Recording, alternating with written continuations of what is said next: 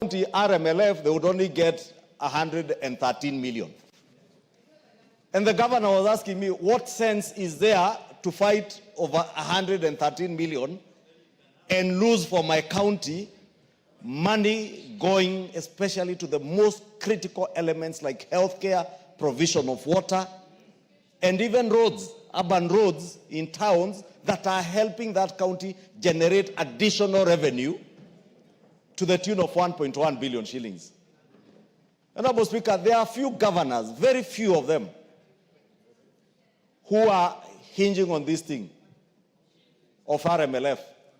Honorable Speaker, you remember even when we were debating this bill last year, we reminded them that back in 2021, when we had the same stalemate, the national government in one instance added a whopping 53 billion shillings to the division of revenue bill for them to be able to cater for roads in counties, Honorable Speaker. Ask Kenyans anywhere in this country where they see governors doing roads. And I'm not asking members of parliament, I'm asking Kenyans. Kenyans can tell us which governors are doing any roads anywhere. If anything, Honorable Speaker, what happens is that the roads that are being maintained by KERA, governors then duplicate the same roads so that they loot from public coffers, Honorable Speaker. And we must call out this corruption for what it is, because it is nothing other than blatant corruption in the counties, Honorable Speaker. And they are not fighting for this money because they intend to maintain any road. In my constituency, Honorable Speaker, I have not a single road that I can show that the county government of Kiambu that has maintained in the last 3 years. None. And if you speak to constituents around the country, they will tell you the same.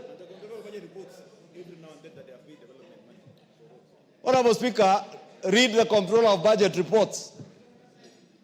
How many counties are devoting money to development? Many are busy devoting money to freebies, things that are politically expedient and that are exciting to the masses, but not those sustainable things that members of parliament ensure through proper oversight of RMLF that KERA and KURA are actually maintaining roads in our counties and constituencies, Honorable Speaker. Therefore, Honorable Speaker, we have pleaded with the executive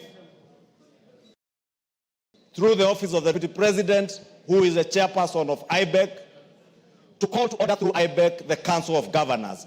First, to withdraw that case in court, because there is absolutely no reason why 10 billion shillings would be lying idle at a time when we are about to get into the short rains, and Kenyans will be crying about roads that they cannot access their farms and get their farm produce to markets because governors are holding money through a court process, Honorable Speaker. We are pleading, and we have asked the Deputy President through IBEC to speak to the Council of Governors to first withdraw that case. But also, as a House, we will process the additional county allocations bill without RMLF. And let me tell them, it will never pass through the floor of this House. Let me not talk about courts. This House, this floor, RMLF is a live wire that you will never touch. And we will consult with the leadership in the Senate so that no senator even imagines that they can amend that bill when it goes to them to reintroduce RMLF. Because it will end up in another stalemate, a mediation process that we can tell them, even before it starts, it will go nowhere. Leave RMLF money, let KERA and KURA maintain the roads they maintain. Lastly, Honorable Speaker, speaking to the executive and the minister in charge of roads and infrastructure, and probably together with the Council of Governors, it is high time now that we properly reclassified all our roads. Proper reclassification. I have seen in some countries, Honorable Speaker, if you go to South Africa, you see a road marked with numerals and alphanumeric coding that clearly tells members of the public that this is a county road, this is a municipal road, this is a national government road. We must get to that level where the Ministry of Roads and Infrastructure does proper classification of roads such that if we have national government roads class A, let us know this is NGA, national government class A. If a county government road, let it be CG class D or class A or class B, so that even Kenyans, and name those roads, so that also these members of parliament are not bashed by their constituents, because we are the ones constituents are close to. They keep bashing members of parliament over roads that do not concern members of parliament, because they have no budgets for them. And the governors who have money for maintaining these roads are busy buying chicks. Some buy maize, some buy dengue to give as freebies to constituents to excite people for political expediency. It is high time they also called out, and Kenyans must begin reading those Comptroller of Budget reports to see that counties are not devoting money to development. And that is why now we can't satisfy the insatiable greed for more money to steal. We can't satisfy their greed, honestly. We must maintain our position to offer meaningful oversight over Kera, Kura, and Kenha to deliver on maintenance and construction of roads. Because, you know, again, they assume that this money is managed by members of parliament. None of these 290 members of parliament representing constituencies, or even the 47 women reps, or even the nominated 12 members, manage this money. This money is managed through the regional offices of Kera, under the Director General of Kera and Kura. Members of parliament come nowhere near it. Members of parliament don't even sit in the procurement committees. Our only interest is proper and meaningful oversight for delivery of services to the Kenyan people. The others are only bothered about what they will steal. They want to steal from hospitals. They have looted hospitals. They have looted our water projects. They now are after roads. Honestly, who will satisfy their insatiable greed, Mr. Speaker? We cannot, and we will not satisfy by processing that additional county allocations bill with RMLF included. I hope the leader of majority in the Senate has heard me. Thank you, Honorable Speaker. Minority Leader. Thank you, Mr. Speaker. Mr. Speaker, I just want to add a few things to what the majority leader said. Mr. Speaker, this issue of RMLF has been on this floor now for some time, even since last parliament, Mr. Speaker. Mr. Speaker, what I have come to realize, there is a systematic program going on in this country to disconnect members of this House from the public completely. Mr. Speaker, I don't know where that plan is hatched, Mr. Speaker, whether it is in the executive or in the judiciary or somewhere. Mr. Speaker, there is a serious plan to disconnect members of parliament, especially members of the National Assembly, from the public, Mr. Speaker. Mr. Speaker, people tell you that it is not your work to bring development to the people. If I cannot bring development to my people, what is the constitutional requirement of representation? You represent people so that you can speak on their behalf on the floor of the House to get resources to the public, Mr. Speaker, if I understand it well. Mr. Speaker, this is something that this House will not accept. Mr. Speaker, look at what's happening in the counties. We are not against devolution. We completely support devolution, Mr. Speaker. But, Mr. Speaker, we have to reanalyze since the last 10 or 12 years whether devolution has worked for this country. The only things we see in devolution is conferences every year that shows us beans, ndengu, carrots, cucumber, cassavas grown in our areas, Mr. Speaker. Those things have been happening since independence. My grandmother has been growing cassava since Kenya became independent, Mr. Speaker. That's what you are being shown in devolution conferences. There is nothing serious that has happened in terms of devolution since devolution came into place, Mr. Speaker. Truth must be said. We must be truthful to the people, Mr. Speaker. Look at the amount of money that has been devolved in this country.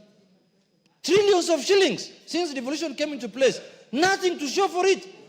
Nothing, completely nothing, Mr. Speaker. Let's be honest to Kenyans. Mr. Speaker, we don't want to describe them as devolved corruption. But people are preoccupied. Mr. Speaker, can we have order here? People are preoccupied with the little money that has been devolved through NGCDF, little money that has been devolved to the constituencies through RMLF, and people don't take note of the billions of shillings that are being devolved every financial year, Mr. Speaker. Counties are getting their money. They are never in arrears. Even if they're in arrears, it's 1 month, 2 months, in the end the money goes down to the ground. There are counties that are holding billions of shillings in their central bank accounts.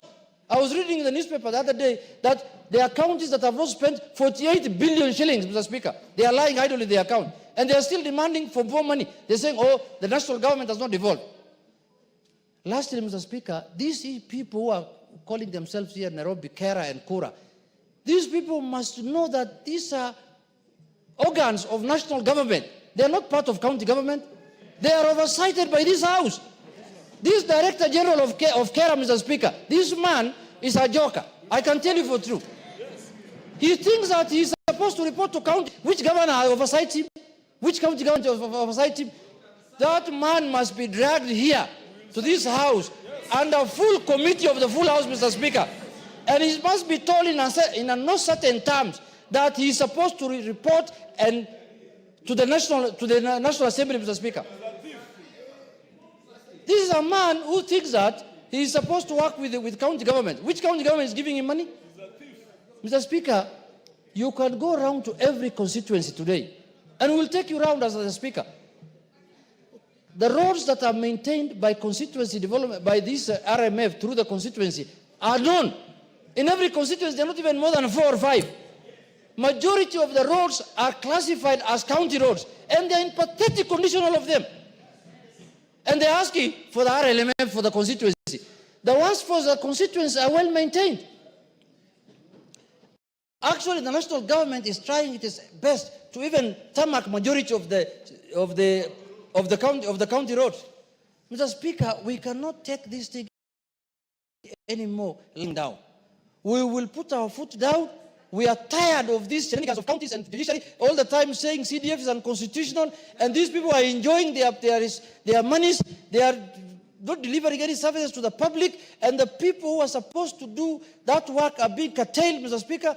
This matter must come to an end, and we are going to pass, as the majority leader said, the county revenue allocation, the extra money we are giving.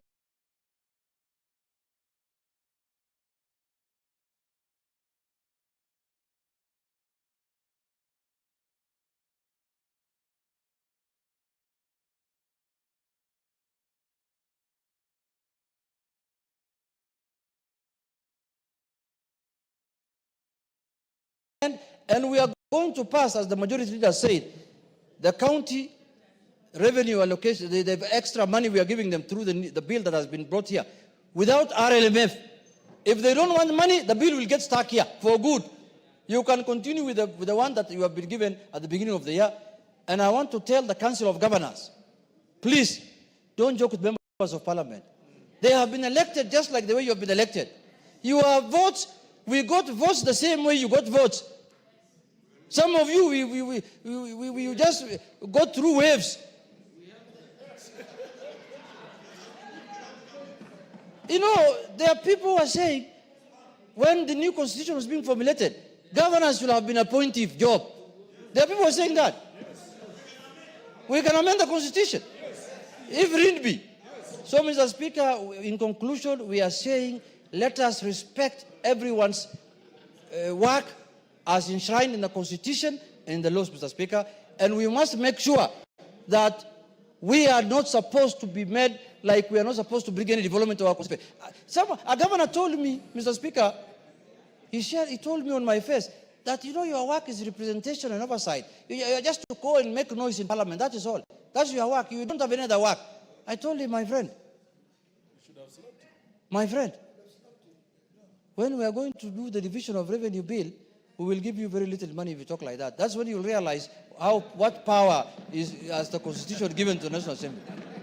So, Mr. Speaker, we support the devolution, but the county, what is this thing called? The Council of Governors. These are more first thing first. It's not in the Constitution. I don't know, it's in the County Government Act or something, Mr. Speaker, which we can repeal even that one.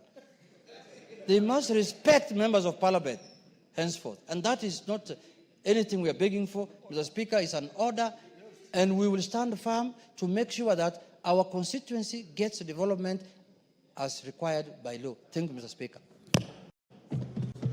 Your leaders have spoken. Can we end there and go to some other business? Yes. Yes. Yes, Caroli, what is it? Much, Honorable Speaker, for giving me this opportunity. I'll add on to what Honorable Millie had said, taking the war to them. Honorable Speaker, 12 years ago when we were writing the new constitution, the original proposal was to have 14 counties plus Nairobi. There were supposed to be only 15. We ended up with 47. During this period, we've seen what is happening. Most of the counties, as a matter of fact, have nothing to show for. You go to counties, what the governors do are cultural festivals. In a year, there'll be 6, 7 festivals.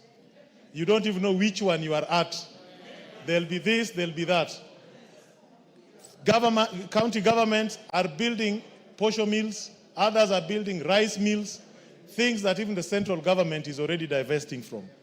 Mr. Speaker, I belong to a small group which is already doing a study whether the structure that we have for devolution is sustainable for Kenya.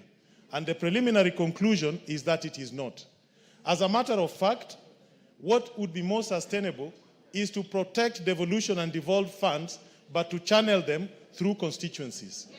And what that would mean, I'll give an example. Turkana, that gets about 11, 12 billion per year with 6 constituencies, each constituency for direct development would have 2 billion a year. In Suba South, the calculation that we have done, if I was to oversee the constituency for 10 years at the current amount of devolved funds, in 10 years we'll have resolved all the road networks, built hospitals, finished all the schools. We will be talking about new things. So I think the war that we should take to them, building on what Honorable Milia said, is to relook at the constitution and the structure of devolution and take away the counties and protect the funds, but channel them as development funds directly to the constituencies. Because that is what is working in this country. All the other things are not working. And that is the war that we need to take to them as a house. And probably if this house, on a bipartisanship manner, can come up with a working group to explore this and review, using experts, exactly what we are proposing, we will help this country. Devolution in its current structure is not sustainable, will never work. It's a den of corruption. It's a den of incompetent people. You go to functions, governors have carried truckloads of people praising them. Another group has brought people fighting. I don't know. It's all chaos. It's not working for this country. Thank you, Honorable Speaker. Yes, Chepkonga. Thank you very much, Honorable Speaker. Honorable Speaker, I want to join my colleagues. You know, Honorable Speaker, I want to remind them. 2 Peter chapter 1, verse 12. The Bible says, remind them even though they know. Mr. Speaker, I want to remind the Council of Governors, even though they know that Article 95 of the Constitution is very clear, and it does not exist anywhere in any other article, Mr. Speaker. And it reads, for the avoidance of doubt, that the National Assembly represents the people of the constituents and special interests of the National Assembly. It says in 2, Mr. Speaker, the National Assembly deliberates on and resolves issues that are of concern to the people. Mr. Speaker, there is no other person in Kenya that has the power to resolve issues that are of concern to the people. It is only this House, Mr. Speaker. Even the courts themselves, I am being reminded by a layman here that the courts are also don't have power to resolve issues that are of concern to the people. Mr. Speaker, you know the other day we increased the RMLF from 18 shillings to 25. And now because we increased that money, they are now salivating. The reason we were doing so, Mr. Speaker, was to resolve issues that are of concern to the people. Mr. Speaker, you know, in the last government, they launched about 10,000 kilometers of roads. And you know, Mr. Speaker, there was no money to pay for those roads. And it is necessary that the RMLF was increased for purposes of paying off the outstanding bills with regard to those roads that have been constructed in those counties, Mr. Speaker. And so, Mr. Speaker, for someone to come and say that they are holding 10 billion shillings because they are salivating for the 7 or 8 shillings that was increased is completely unfair and unconstitutional, Mr. Speaker. You know, people just read Article 95 and they just go to sleep. Article 95 says members of parliament have 4 roles: oversight, budgeting, representation, and legislation. Mr. Speaker, we budget. There is no one else under the sun in Kenya who has the role of budgeting of the resources of this country, which Kenyans pay as taxes, Mr. Speaker. In fact, the Senate or any other body cannot originate a money bill. It can only be originated from this house. That is the reason why Kara could not be passed until this house agrees. Mr. Speaker, we are not begging the Council of Governors. We want to ask them to withdraw that bill so that they can be able to get their money, which is more than the 10 billion shillings, Mr. Speaker. As members have just said, I also come from a constituency. I have never seen any Council of Governors repairing roads in Ainabkoi or maintaining them, Mr. Speaker. In fact, most of the time we are asked, please assist us, we know this is not your road. And we go and plead with the Director General of Kera, please, could you assist these people of Ainabkoi who have a problem with this road? And you know, Mr. Speaker, it is not a Kera road, it is a county road, Mr. Speaker. And we can give so many of them, there are plethora of roads that have been repaired by Kera that has nothing to do with what has been apportioned to them. And so, Mr. Speaker, we must stand very firm. In fact, we have now learned something, Mr. Speaker, that we can use the Sakaja route to stop some people from doing some funny things. No, I'm not saying it's a Sakaja route. No. The Sakaja route, Mr. Speaker, is very That unfair. is criminal conduct. It is You a very can't criminal conduct. justify But that. we are saying... That is criminal conduct. But we are saying, Mr. Speaker, we have learned bad habits recently. There is no justification for that. I agree with you, Mr. Speaker. Yes. There's no justification at all for people to pour cabbage on people's gates. Yes. No, NEMA must in fact take action. That's what the majority leader is saying. Mr. Speaker, we are saying... Are you saying, Jebkonga, if KPLC demands power payment from you, you go and cut down their polls? No, Mr. Speaker, that's what I'm saying. It is absolutely criminal. It's a criminal enterprise. They are involved in some criminality, Mr. Speaker. Yes. And it is that we don't have any... No country will condone that with the kind governors. of criminal behavior. Yeah, but we would like to ask the Senate to call to order Senator Sakaja for dumping waste on KPLC, Mr. Speaker. That is conduct unbecoming. Yeah, and the reason why people see us this way, Mr. Speaker, is because we are gentlemen and gentlewomen, and we like to follow the law. But we should not be taken like we have no teeth, Mr. Speaker. We can bite. There are no gentlewomen, they are ladies. Oh, sorry, Mr. Speaker. They are gentle ladies. No, it's just that one of them was being told she was not properly dressed yesterday. Okay, finish up. Yeah, I thank you, Mr. Speaker, and I support. Honourable members, I'll close with Otienda Amolo, then Kainan, then GK. Only those, then we go to the next. Thank you. And, Thank you, Mr. Speaker. Exercise some brevity. Mr. Speaker, first is information to the members. As the members are aware, we are in court on the NGCDF matter. Yes. And it's currently before the Court of Appeal. And just next week, on 6th of March, we are appearing for directions. As we had indicated to the members, the court, we are fast-tracking the hearing. But that notwithstanding, it does not give anyone any authority to reduce anything. But the beauty with it, ultimately, members, is that we are the ones with the power. The executive can only make proposals. So it is within us to change what we need to change. And I agree with the ruling with the Speaker earlier that we must proceed as a matter of necessity. Secondly, on the RMLF matter, it is very interesting, Mr. Speaker, that the very people who are with us in court, who challenge the NGCDF matter every day, who litigate up to the Supreme Court and come back and restart again, have never found it necessary to challenge any of the exercise of authority by the counties, including the bursaries. Strictly speaking, the county governors are supposed to deal with ECD and TVCs. Now, TVCs, you end up with students coming to the members of parliament to support them, even the institutions themselves. One would have thought that the governors would actually concentrate on the areas of their jurisdiction before they spill over. But many of us have usually not complained because in most of our constituencies, students are needy. So that even with all that, you still find other students who don't get it.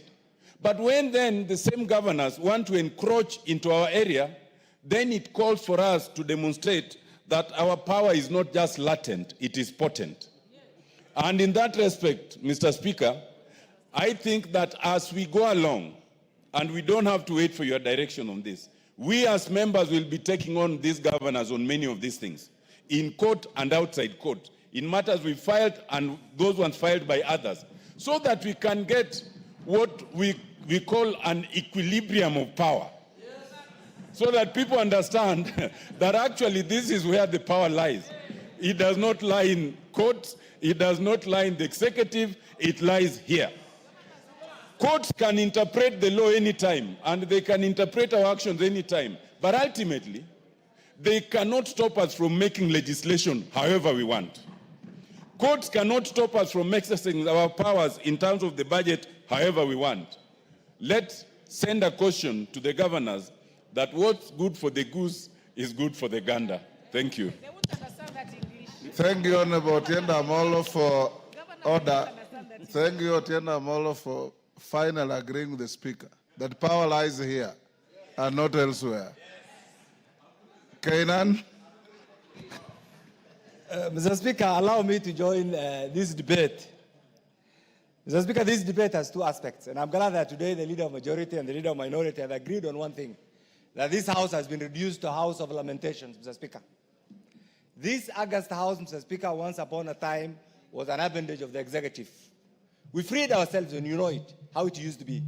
But suddenly again, we are going back to the same, Mr. Speaker. I'm told the chairman of transport is here, Mr. Speaker. When an MD of a national government agency, without any due regard, without any consultation, just by a circular, negates everything that this house has passed, Mr. Speaker, then what is the implication? The implication is we are no longer the August House that we used to be. When the MD of Kera sits down, and yet we have an oversight committee called the Transport Committee. When the MD for Kura sits down, and yet we have a committee here, and negates what we have passed, Mr. Speaker, that has gone through all the stages, the only inference that you can make is this is no longer the August House. I agree with what the leader of majority has said. With the leader of majority and the leader of minority. Look, under the current constitution, and for those of us who have been part of this, we had certain considerations. Mr. Speaker, you know how we included devolution in the current constitution. You know how we captured equalization in the current constitution. CDF, all those now are floating in the air. The governors have gone to court to make sure equalization doesn't work. It's no longer functioning. The governors have gone to court to make sure NCDF is not working. The governors have gone to court to make sure RLNF is not working.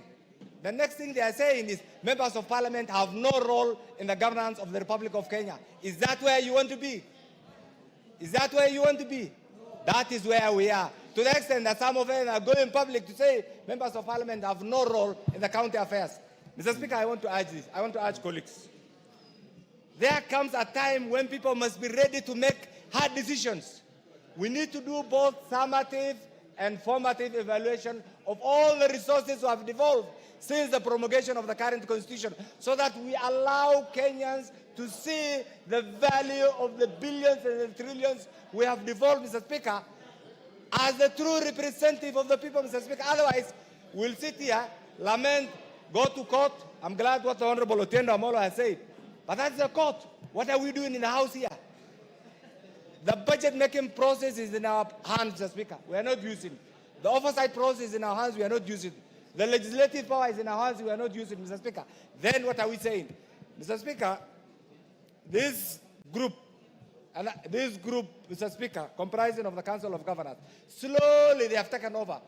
One time, they blackmail the members of parliament. Another time, they blackmail the senators. They blackmail the executive. Everybody's been blackmailed.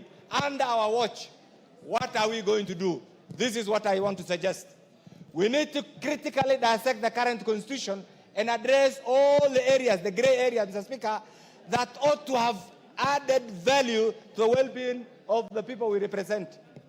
If we do both summative and formative evaluation, Mr. Speaker, you'll realize the billions that have gone. I had the privilege of representing 2 constituencies, Mr. Speaker, and I am ready to take all of you for a benchmarking visit to Wajir West and Eldas and see what the national government has done over the last 10 years and what the county government has done over the last 10 years, and you'll be in a position to compare and appreciate that our constituencies still survive on budgetary supports from the national government. Thank you. Yet, billions are devolved.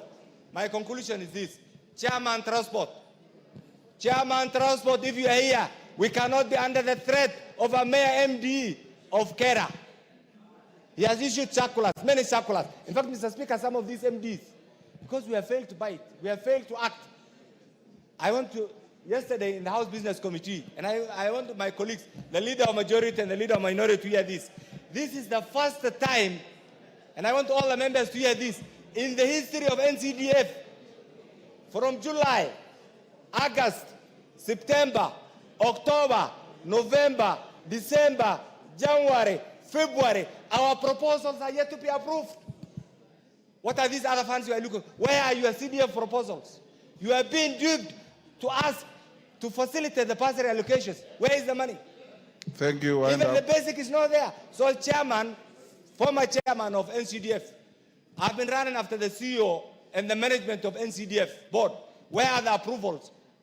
Where are the approvals for the fund managers to actualize? The approvals have not been done. What are we saying? Whose mistake is it? It's our mistake. That approval ought to have been in place by December so that we roll out the project. Yes. So we're all sitting. Let's stop complaining. Let's not reduce ourselves to a house of lamentation. GK. Can we act and bite constitutionally? Thank you, Mr. Speaker. GK.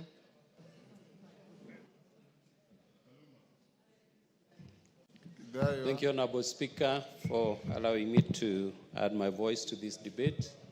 Honorable Speaker, I want to remind members that the KRB Act has not been amended, or neither has it been suspended.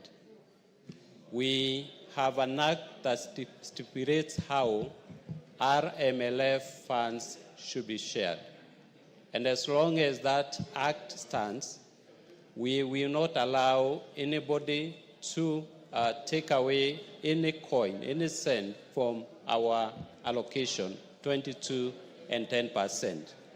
The committee that I lead, Honorable Speaker, has taken a position on this matter. We met the Cabinet Secretary yesterday and raised this issue, and he has assured the committee that he will support the position that exists. And this position is in the law, KRB Act. Honorable Speaker, I want to assure members that we will not cede any ground as far as these resources are concerned.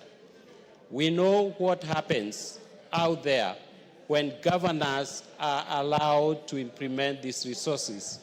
We are not able to see anything that they do for our people.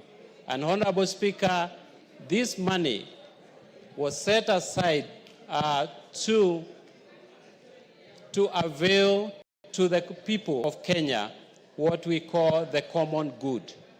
Honorable Speaker, we will stand with the people of Kenya and continue to serve them effectively by holding onto these resources.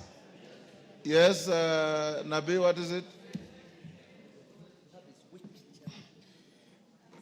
Mr. Speaker, is it in order for the chairman of the Roads Committee to mislead the House that he is doing anything when we need to know he is the problem? Chairman. I think, Honorable Speaker, I do not have to respond to that comment because it's he's totally out of order. I have been very consistent in my support for RMLF resources being appropriated through the constituency roads committees. And that is a position we have taken as a committee. Honorable Speaker, I want to once again assure members that we will continue engaging the ministry, the KRB, KERA, to ensure that nothing changes. The status quo remains. And the case that is in court, Honorable Speaker, I urge the executive to engage the governors and make sure and ensure that the 10 billion that is held by the courts is released for the purpose of serving our people. Thank you, Honorable Speaker. Andrew Noloch, Nairobi colleagues of yours have asked me to give you an opportunity to say something. Thank you, Honorable Speaker. This morning, the 17 members of Parliament met with their regional engineers, and the very same question being discussed in this House was what we are discussing. Honorable Speaker, first, let me confirm that all the tendering for the RLMF Kera roads for Nairobi had been done. Letters expressing intention to award had been issued. And the unique problem that Nairobi constituency has, that unlike our other constituencies, the other 200 and so constituencies, is that we have to do tarmac roads or bitumen roads. Some of those roads are done in a layered form. Some of those roads are done in a sequential manner.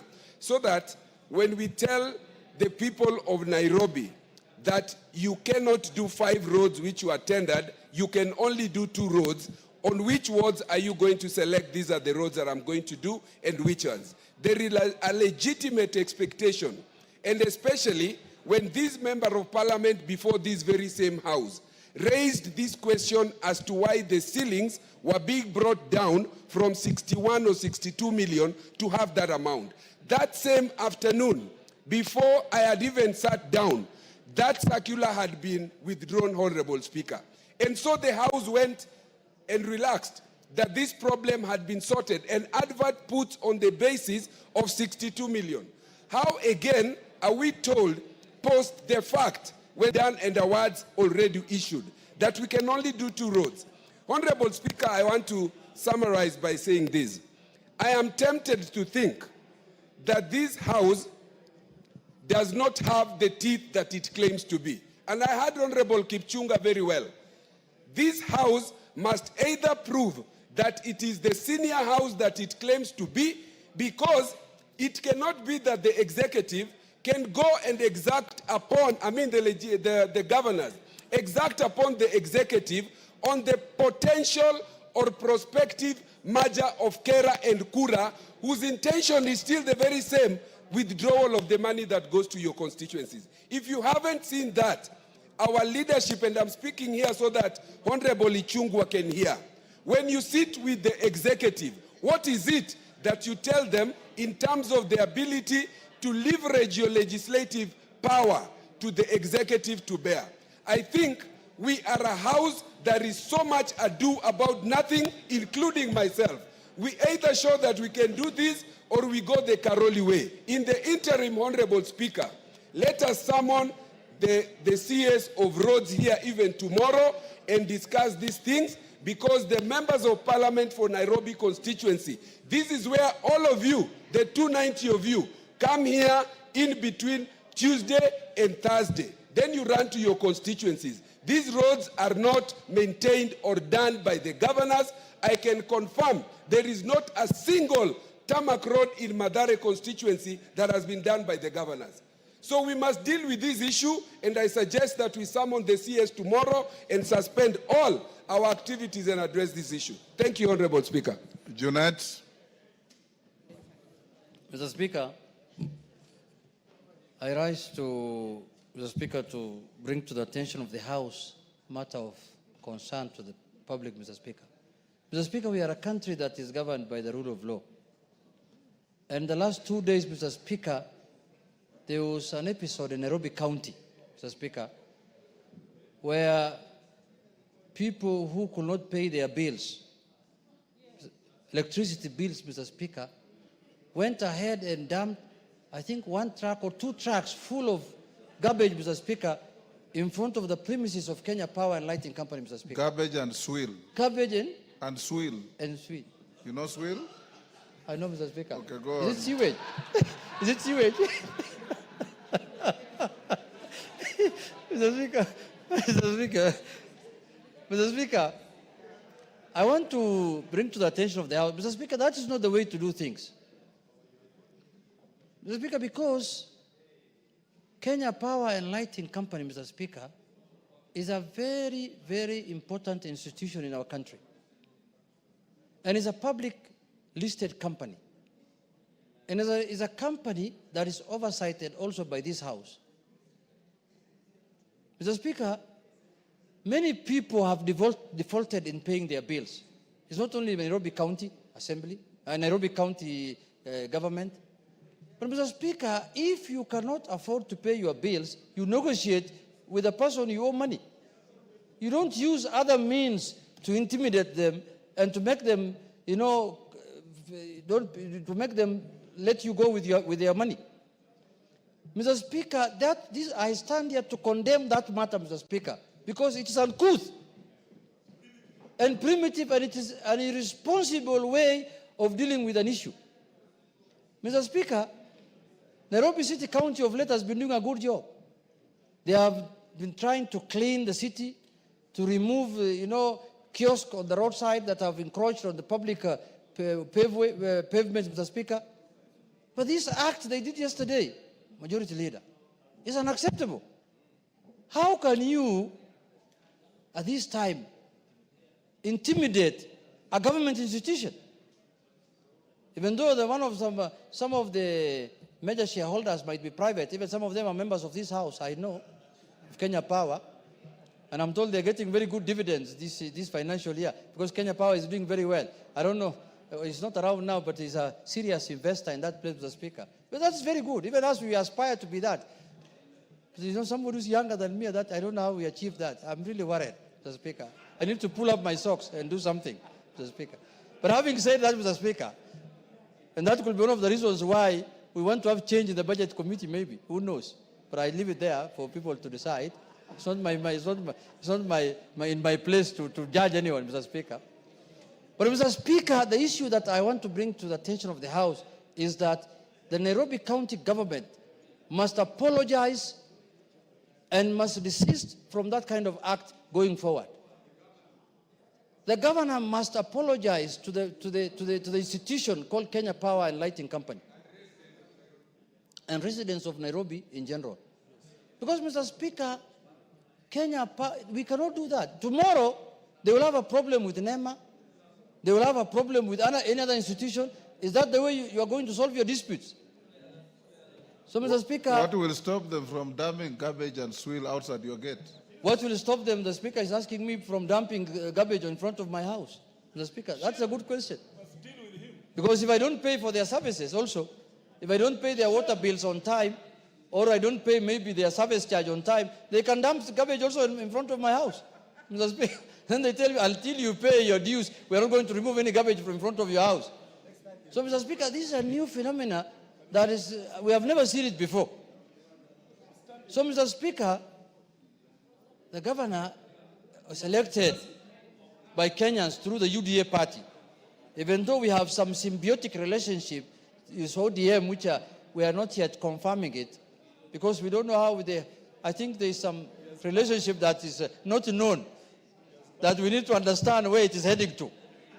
But Mr. Speaker, in spite of all that, with our symbiotic relationship with the governor, we have to condemn things when they are done wrongly.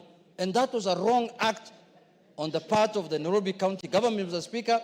And we are not doing this we are warning people who might attempt to do that kind of nonsense, Mr. Speaker, because it might not end with them.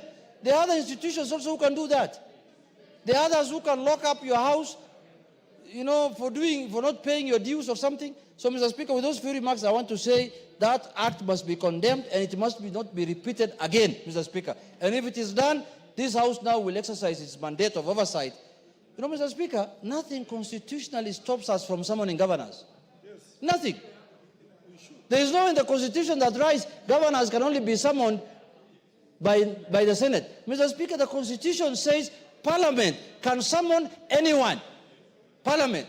And when you say Parliament, it is both the Senate and the National Assembly. Yes. That is Parliament.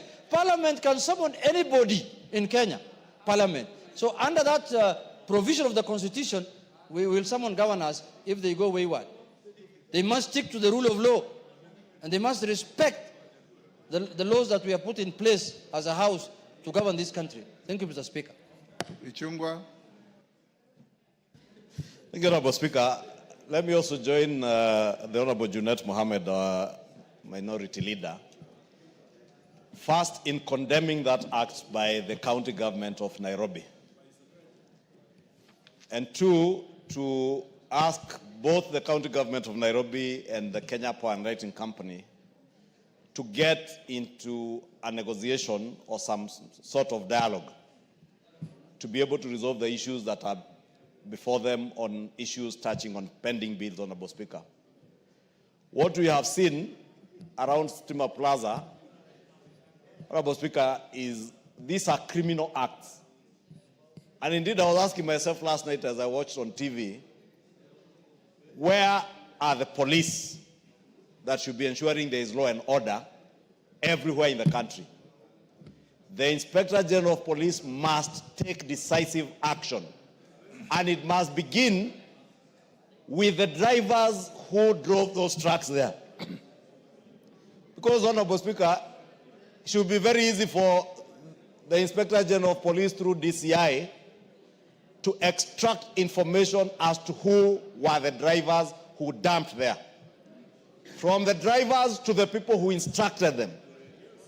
Whether it goes all the way up to the governor, it should not matter. Because we should not entertain criminality in the guise of attempting to collect your debts from public institutions, Honorable Speaker. What would happen today, Honorable Speaker? Our constituents, some of them are waiting for bursaries, others are waiting for grade 9 classrooms to be built through NGCDF, and members of parliament are here asking for NGCDF money. What if we decided that everybody now will take the law into their hands and do whatever you want, Honorable Speaker? Are we going to have a country? The City Council of Nairobi owes businessmen and women in this country money in pending bills to the tunes of hundreds of billions. What if the people who are owed by the City County of Nairobi also tomorrow decided to go and dump their garbage outside City Hall? How would the governor of Nairobi take that? Number two, Honorable Speaker, under the integrity, it's called the EACC Act, Ethics and Integrity Act.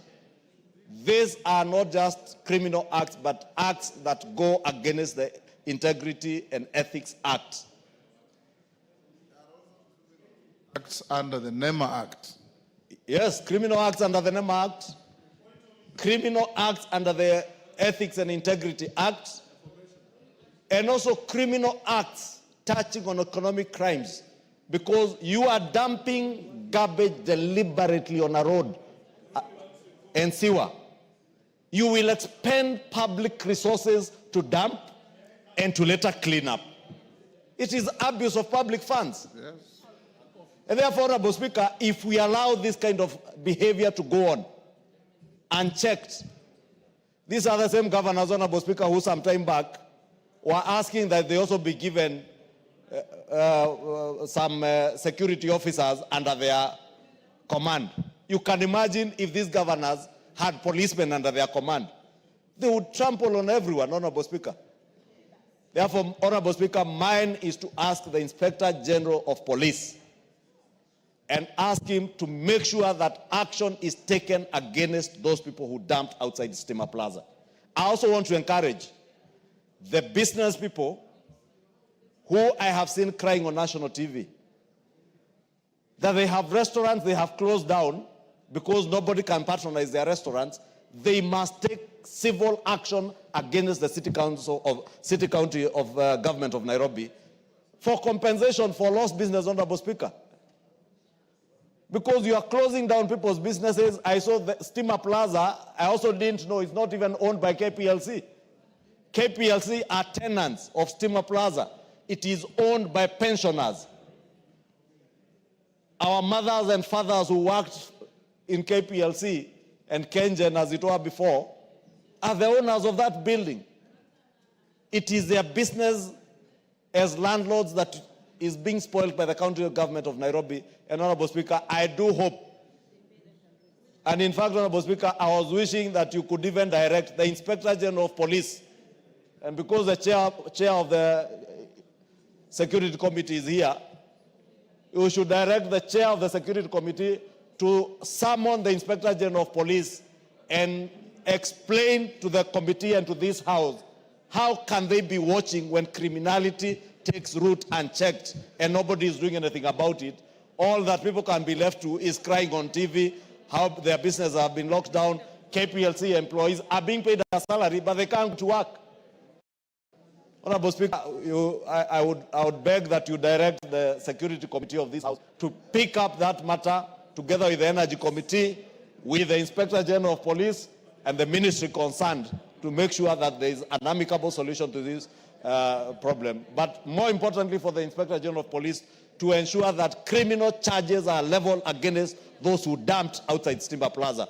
That is a behavior that we cannot condone. Thank you, Honorable Speaker. Thank you. Tongoyo, we shall not allow this country to be reduced to a Wild West behavior, whereas you disagree with somebody and you send goons and hooligans to go and sort out your mess. That is not Kenya. And you must stop it. So I direct you to summon the IG to find out why no action has been taken against this publicized criminal behavior by the city government of Nairobi.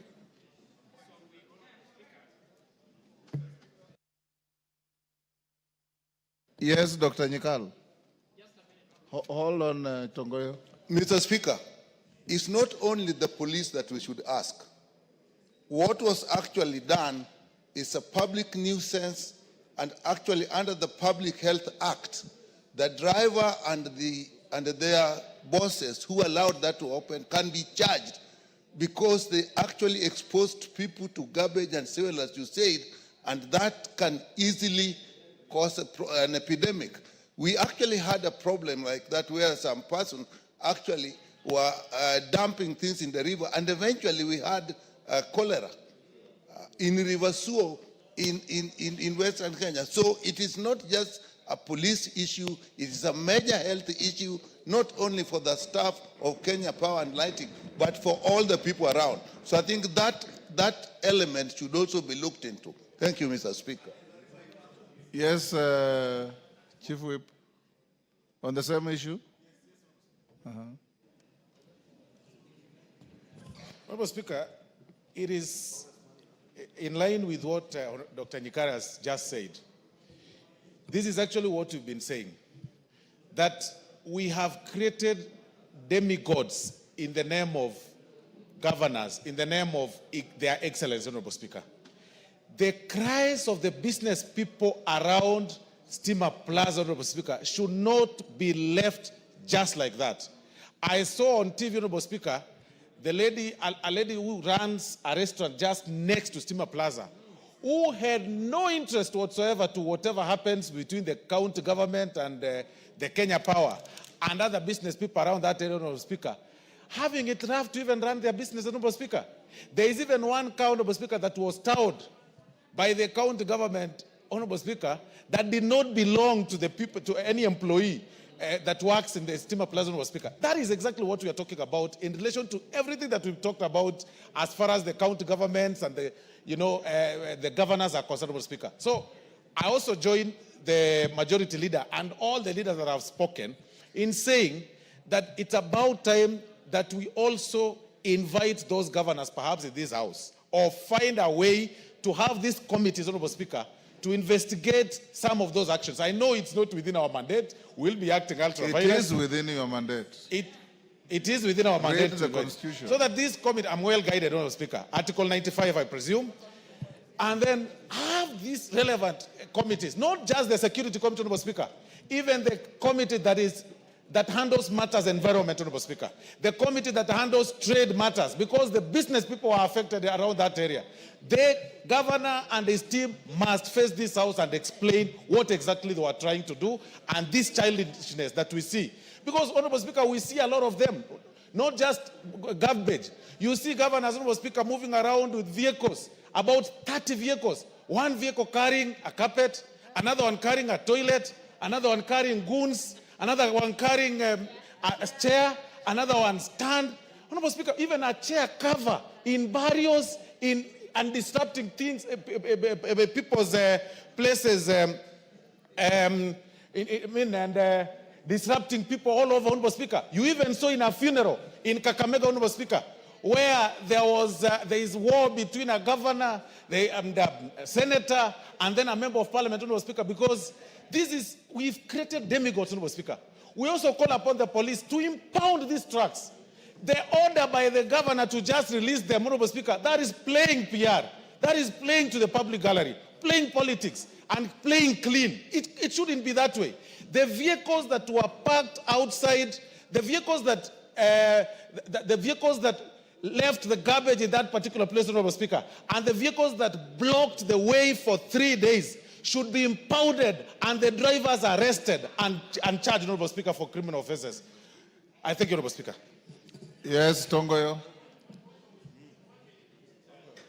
Thank you, Honorable Speaker. Here, Mazara. Honorable Speaker, I'm well guided. We are going to have the IG summon and appear before the committee next week on Thursday. There are criminal offenses committed just under the nuisance law. Yes. Under environmental law, under the Health Act, under the Penal Code, and several other acts of parliament. You can find up to 10 criminal acts committed with that act. So actually, Honorable Speaker, I'm actually can't agree anymore. What actually surprises all of us here is that it should not have even reached this far without the IG taking action. And the question should be, Honorable Speaker, it should not have waited to this far. But having said that, and as you directed, Honorable Speaker, we are going to do exactly that.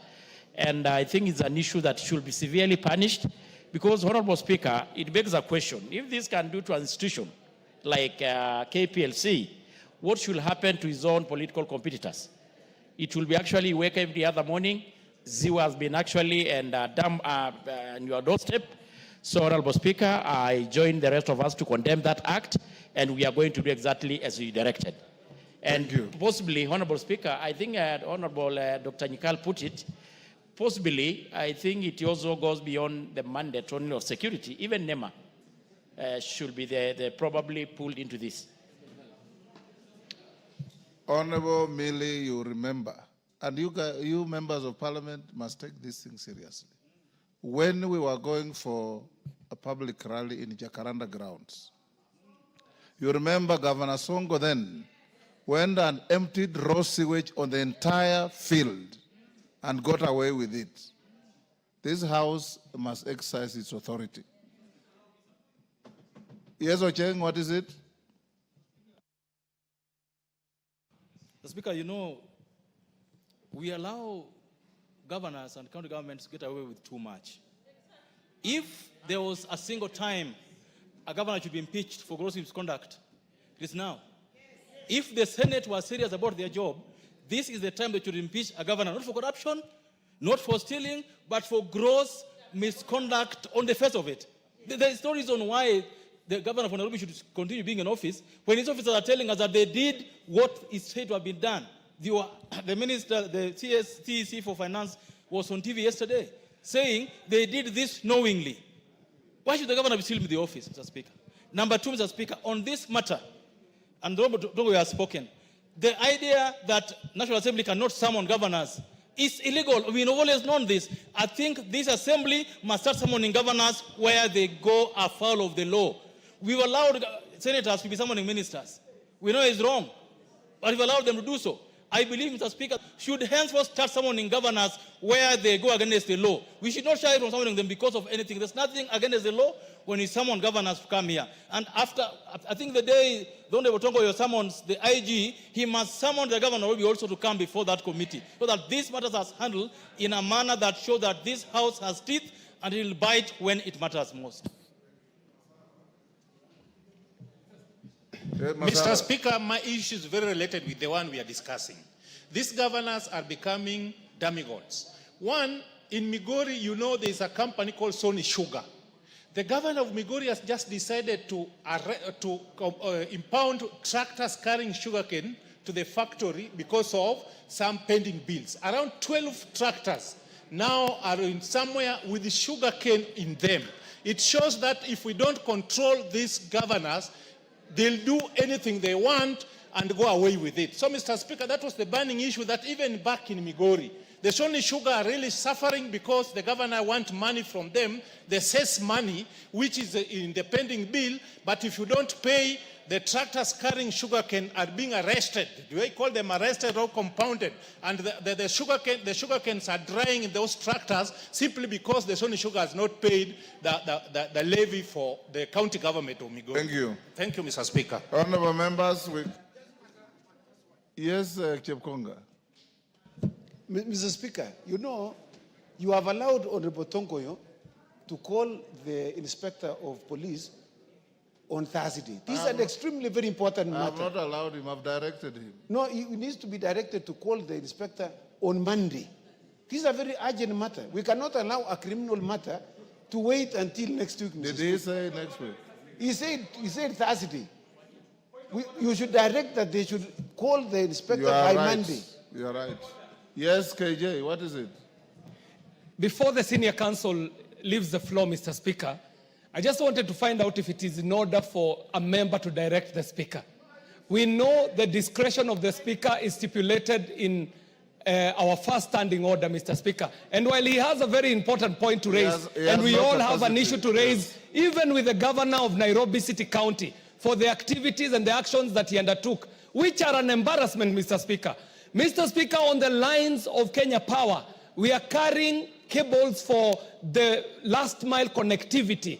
And our sector, the ICT and digital economy, is depending on Kenya Power to transmit this last line connectivity of fiber to the homes of Kenyans. It is one of the biggest pillars of the Kenya Kwanza government in the Kenya Digital Master Plan.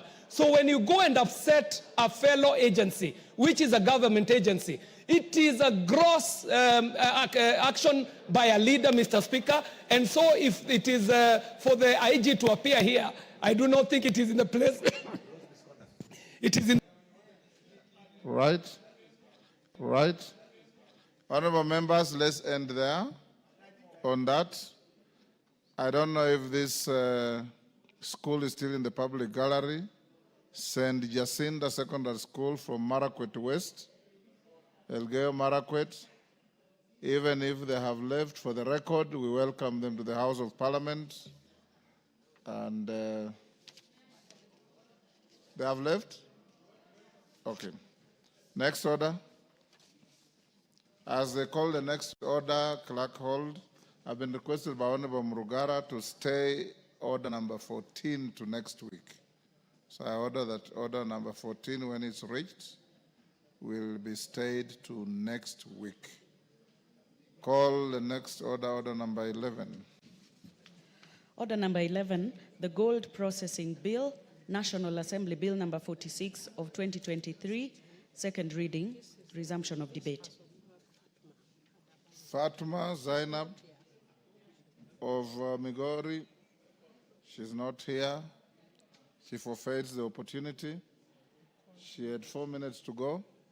Martin Owino, are you here for the gold? Go ahead. Yes, Nabi, for the bill. I've given the floor to Martin Owino.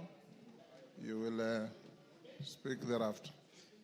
Thank you, Mr. Speaker. Mr. Speaker, I rise to support this bill.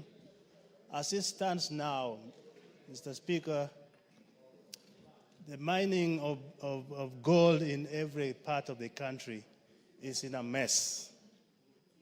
Because people are desperate and they are looking for how they can survive. They go into caves, these caves collapses, and many people are killed. Some are maimed and disabled because they are looking for gold. So when I look at this bill, I think it's going to bring order to the mining industry. Mr. Speaker, the bill seeks to establish the institutional and legal framework where these people who are struggling to mine gold can be put in order in terms of mining itself, collecting the gold, purification, smeltering, fabrication, and registration of the whole business. This is lacking right now. Like even in my constituency, there are small pockets of areas which are thought to have gold. And because of the desperation, people go into these areas and start mining. And sometimes, actually many times, you find this, when it rains, the holes collapses and people die. So I think in my submission, I want to thank the committee of all the observations and all the recommendations they have done to this bill, and the establishment of that regulatory framework that will put everything in order. Another time, so you find these people, when they have got the little cash they have from the mining, they also get blackmailed by people in between. In fact, if we don't come to the rescue, I hope this will be fast-tracked so that our people are not exploited as they struggle to mine the bill. So, Mr. Speaker, with those few remarks, I want to say this is a good bill, and I urge other members to support it. It will bring order and soundness to the industry, and I think out of that, the whole country will also gain in that order of business. Thank you, Mr. Speaker.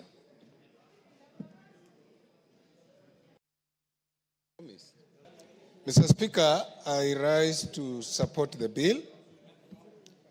Mr. Speaker, as you are aware, parts of Kakamega have quite a bit of gold deposits. But Mr. Speaker, we've lost quite a number of productive people because the business has been done crudely, haphazardly, and by exploitative forces. In actual sense, Mr. Speaker, the community, the county government, and the country has lost not only people, but revenues. Mr. Speaker, some of the people who have engaged our local people into mining as basically smugglers. And this bill will not have come at a better time other than this. And therefore I want to thank Honorable Shinali and the members of the committee for processing this bill to this House. Mr. Speaker, when we have mining of gold, we know in this country, western part of Kenya, which has been discriminated in other development, I see this as a God-sent opportunity that no one can take away from us. That if we can realign, we can smoothen, we can have a legal framework to mine gold, then we are going to improve the lives of our people. We are going to improve the per capita income of the people in Lurambi in Kakamega, the people in Ikolomani in Kakamega, the people in Bondo and other parts of Siaya, the people in Migori and some parts of Homa Bay. This therefore provides a platform even for the ministry and the Department of Mining and Geology to go further and find other areas in Western Kenya that have deposits of gold. Mr. Speaker, I was really concerned 2 weeks ago in Shinyalu, where we lost 2 people and 18 others were injured because they were mining gold crudely. Mr. Speaker, I also want to bring to your notice an individual I know who has made billions of money from the mines in Ikolomani, but unfortunately for us, Mr. Speaker, the people who mine are paid mere earnings, and the government does not earn any revenue. For this reason, Mr. Speaker, I support the bill. Honorable Dick Maungu. Thank you very much, Mr. Speaker, for the opportunity given that I may also add my voice on this important bill. Mr. Speaker, from the onset, I wish to really applaud my good brother, Honorable Ben Shinali, and the committee for having come up with such a progressive bill. Gold is an important resource. Mr. Speaker, Kenya is one of those few countries that God has blessed with this rare resource. And therefore, a law that comes in to kind of put order and protect the small miners is highly welcome, Mr. Speaker. My good friend, Brother Nabi, forgot to mention that apart from Kakamega, Vihiga, Luanda is one of those areas that have been identified as potentially full of gold deposits, Mr. Speaker. And therefore, this bill will not only go to protect other counties, Mr. Speaker, but my people in Luanda, a place known as Mwibona Ward, in Maloba in South, and other areas, Mr. Speaker, with these gold deposits. But for a long time, Mr. Speaker, our young men have been abused and misused by the so-called cartels who've taken advantage of these young people for lack of legislation and some framework within which they can do their processing, Mr. Speaker. And therefore, this bill moves in to bring order and sanity, Mr. Speaker, as we shall give protection to these people who actually do mining at that low level, Mr. Speaker. Mr. Speaker, as late as last Saturday, we buried one of our great men who died in the process of gold mining. And we have lost very many young men and men, Mr. Speaker, who every other day move into these mines trying to secure an economic venture out of the mines, Mr. Speaker. In the process, the mines collapse. Sometimes they are covered within, Mr. Speaker, never to be seen again. And this leaves young widows, leaves young children without parents, Mr. Speaker. And therefore, having this bill that will ensure the environment within which gold is mined is safe, Mr. Speaker, will go a long way in ensuring there's integrity, a long way, Mr. Speaker, in ensuring that the artisanal miners, Mr. Speaker, are equally enabled on how they can be trained, they can be facilitated, Mr. Speaker, so that brokers and cartels don't take over the industry. Therefore, I rise to support and say thank you to my good brother Shinali for a well-thought bill at a point in time. Thank you. Honorable Ferdinand Wanyonyi. Thank you, Mr. Speaker. I want to take this opportunity to talk about this particular bill, I think said by your brother from the area, and I'm also from the neighborhood of the gold mine in Kakamega. And I think quite a number of things, Mr. Speaker, should be done, and be done very urgently. First and foremost, I think I was reading a paper some times back, and I was told, it's about 2-3 weeks ago, that Africa is still very good at natural resources. And they have yet to be exploited, they have yet to be, we don't even have any structure in doing the mining of some of these natural resources in Kenya. And this particular area, the gold mine, and I think those years when I was very young, and it was even in school, that actually it was the best in Africa. The only thing is that there's very poor infrastructure. Sure, And I think I've had some committees that actually are involved. And Mr. Speaker, the area is just, anybody can walk in. Even you and I can walk in there and say, okay, I want to do it, so long as you give some tips to the people who are around there. And those people can now go in there and do the mining. So there's very poor infrastructure. I want to take this that the administrative unit of this country, with the leadership of the area, including my brother who has actually proposed this bill, should be able to sit down with the gold mining interests, those who have come from outside the country. I understand there are even Japanese there, Chinese there, to sit around and be able to organize the way this particular mining can be done. And I can tell you, it's just not going to offer jobs to our people. It's also going to earn us a lot of foreign exchange, because gold is one of the very precious. You can see even this speaker here. This, you look at it, is all but gold, very precious. And therefore, I think the best thing to do, and I want to ask my brother, should not to be able, because we are depending on you as a leader in the area, do you organize yourselves and be able to have the administrative unit to be able to organize the whole place? Because it's very, very unfortunate. There are people who actually are looking for jobs and there are no jobs. And that's why the boys and girls that rushed there died, because all they are looking for is an income.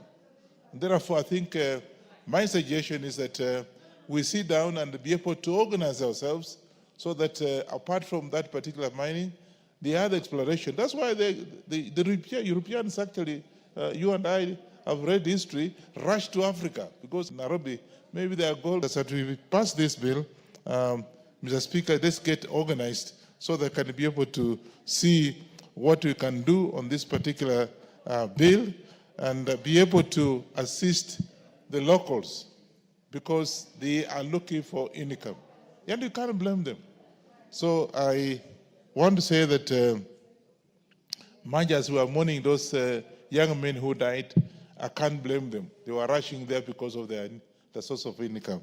And therefore, Mr. Speaker, I want to say we get ourselves organized. I think the Ministry of Mining, it should be taken there and be in charge of organizing the whole mining structure so that we don't have a repeat of this, for the benefit of this country and for the benefit of the people from Kakamega and the benefit of the people who actually are surrounded that place, including you and I. And therefore, I support this and ask the Member of Parliament to take leadership like you have done now, not because you saw people dying, but for the future of this country, so that you're on record to be able to assist our people and the ministry so can do proper mining of the area. Mr. Speaker, I want to support this. Thank you. The Honorable Samuel Atandi. Thank you, Honorable Speaker, for giving me the opportunity to make my submissions on this bill. Honorable Speaker, I rise to say that the Gold Processing Bill 2023 has come to this floor of the House at the right time, and the bill is timely because of the issues the bill is seeking to correct. Honorable Speaker, when you hear about gold, you basically think gold basically is about money and wealth. But Honorable Speaker, when you go down to the nature of the workers that are working in those environments, Honorable Speaker, gold miners are some of the poorest workers in this country. And gold mining is not beneficial to the miners, principally because, one, Honorable Speaker, the returns that the miners receive from this work does not come. One of the reasons why the returns are not there is because of the existence of middlemen in the sector. One of the things which this bill is seeking to correct, the establishment of the Gold Processing Corporation, which is one of the most fundamental articles in this bill, is very, very important, Honorable Speaker, because this corporation is going to ensure that basically there's order in the way gold mining is done. It is seeking to create a board. It is seeking to create a board that is going to ensure that there is testing, there are standards, and also there is safety.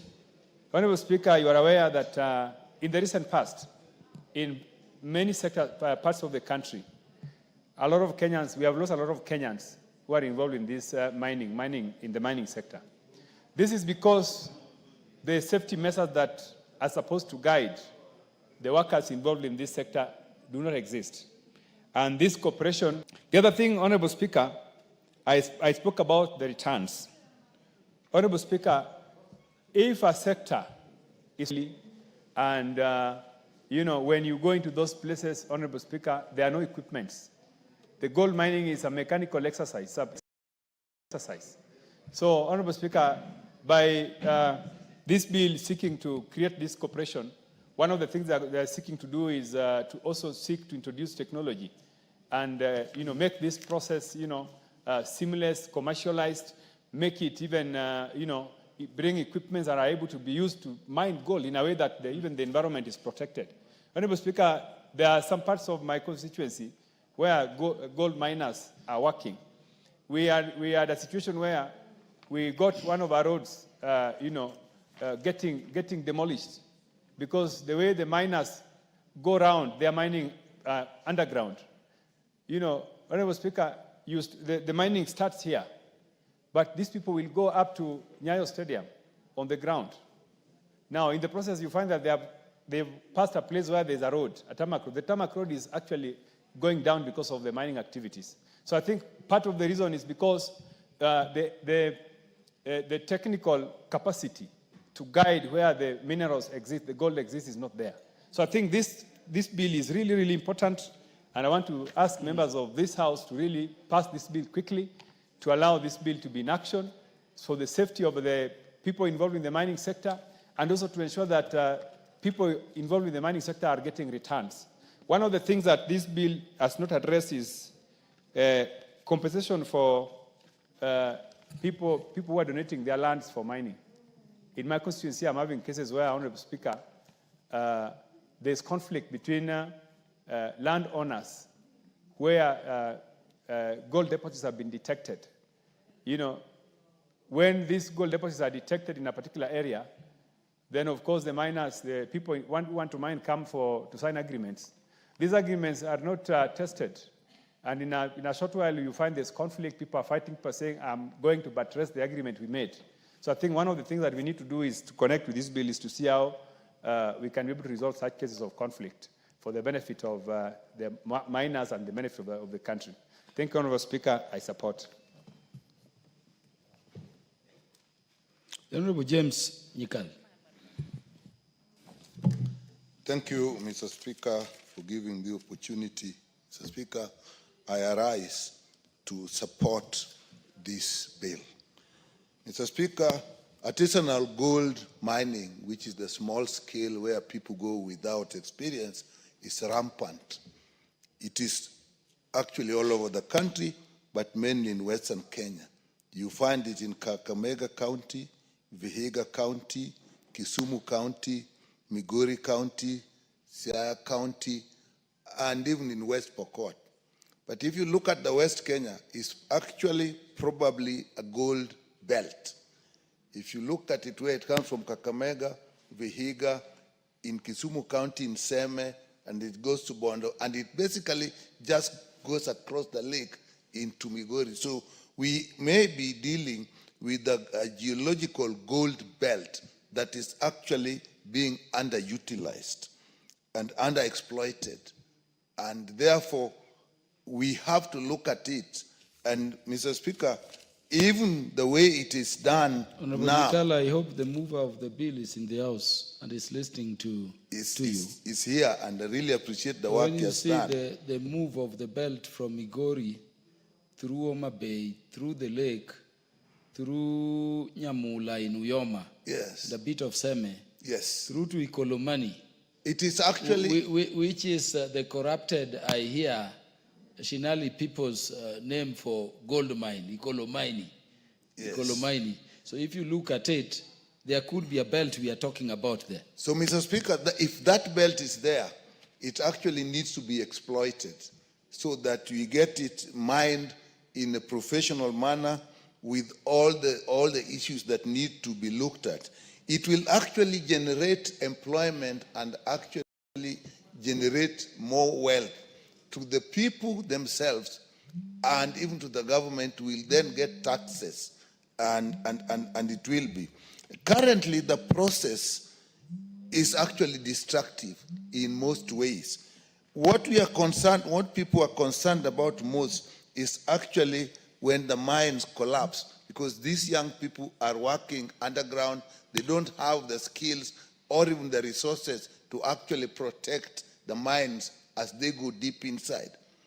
Mr. Speaker, the other thing is it actually distracts children from education. So children actually abandon going to school to go and work in these mines. So it has a very dangerous effect. Mr. Speaker, when they go underneath the equipment they use, they actually go under there with generators. And actually, sometimes people die from just carbon monoxide poison, carbon poisoning, because of the smokes that come from the generators. These are all things that we really are not looking at. But it's not only that danger. The danger we all know about is the collapse. But the way they do it with their hands, open hands, when they are doing the spanning, there are a lot of health hazards. The chemicals that are used, mercury, is very poisonous, neurologically extremely poisonous. Arsenic is a slow killer. Arsenic can actually be used to poison people. And those are the things that are used. Lead that they use in gold mining is actually very toxic to the kidneys. And some of these people may actually gradually die slowly of kidney failure. Cyanide is an acute poisoning.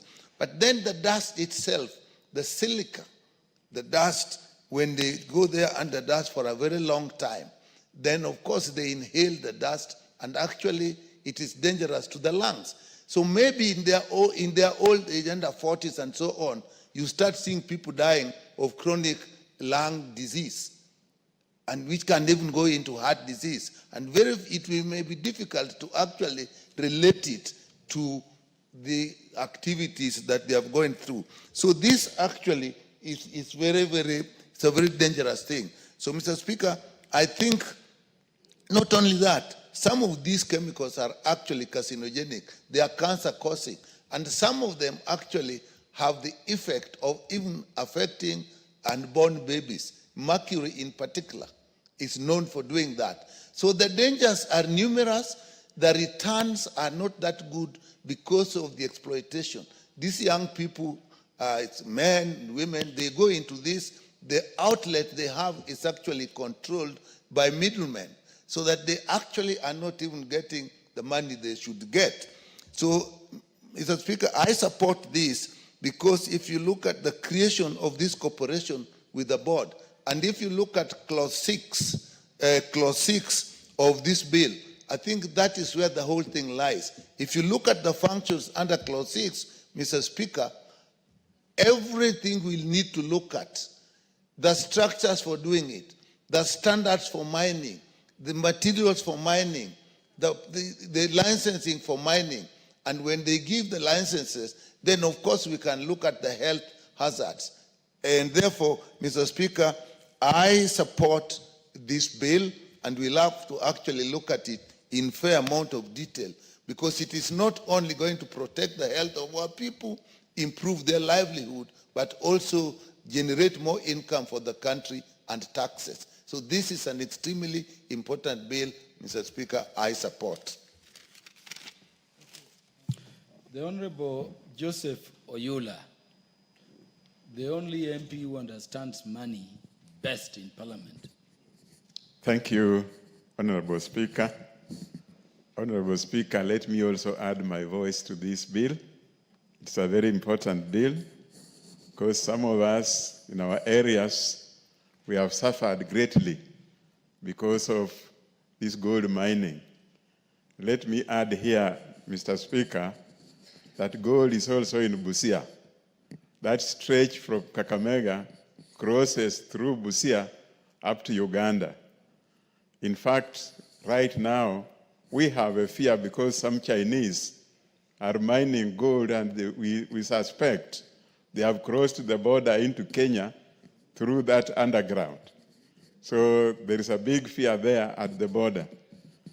The major problem, Mr. Speaker, here is we don't have any regulators. Anything gold is messy because both the young men who are used are never properly compensated.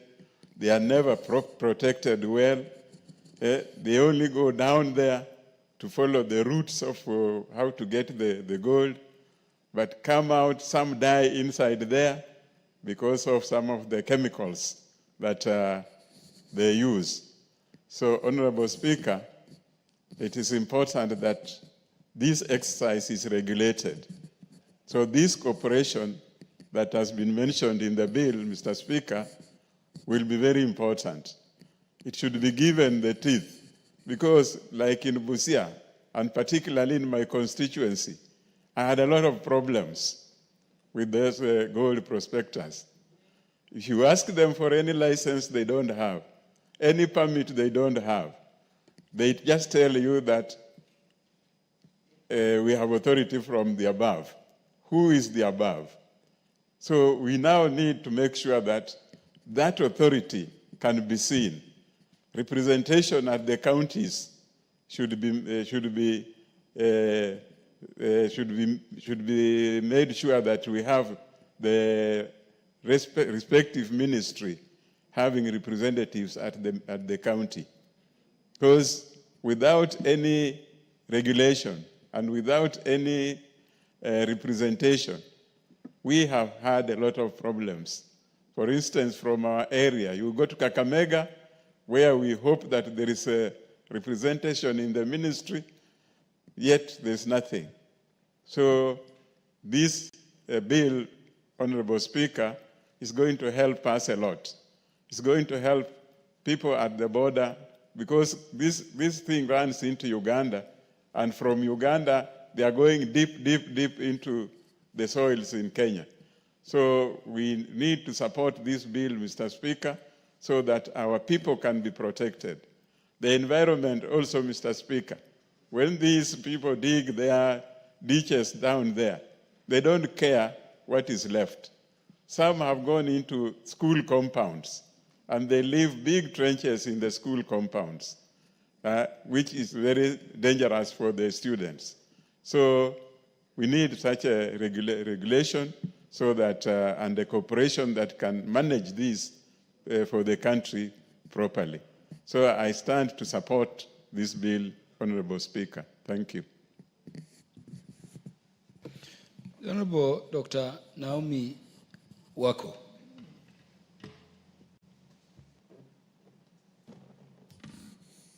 Thank you, Honorable Speaker. This is a very interesting debate and bill because of especially the areas that have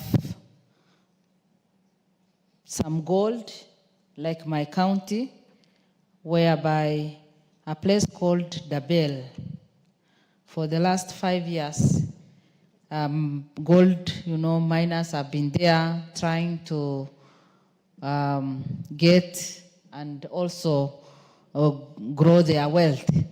Unfortunately, Honorable Speaker, like in my place, many people have lost their lives. So as a result of that, many have been widowed and orphans. The number of orphans have increased in my county simply because we do not have a bill on gold processing that can help. And that is why I want to say that I support and I am for this bill so that the poor people in different parts of this country who are trying to do mining, who are trying to create their own wealth, grow their wealth, and get rich, can be able to do that. Honorable Speaker, the idea of having license and having cooperatives in place that can manage this is one thing that is that we should all support, because currently, like in my place, people just go and they try to do what they can without any knowledge, without any license and other things. And even when they die, no one can be able to pay them back, and it is like they have no right. And maybe they were even there unlawfully. But if this bill will be passed, then whoever will be there will be under certain cooperation, whereby the corporation will be able to take care of individuals, those who are licensed, and the corporation can also be able to guide them on what to do. Honorable Speaker, under the corporation, part 2 of the bill says the headquarters of the corporation shall be in Nairobi.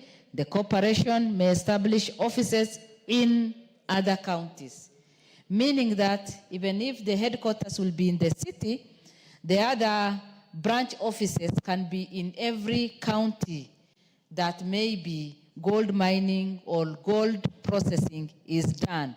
This will help us a lot because it will reduce the risk, and it will also protect the people who are involved in the business, so that even when anything or any unfortunate thing happens, they can be well protected.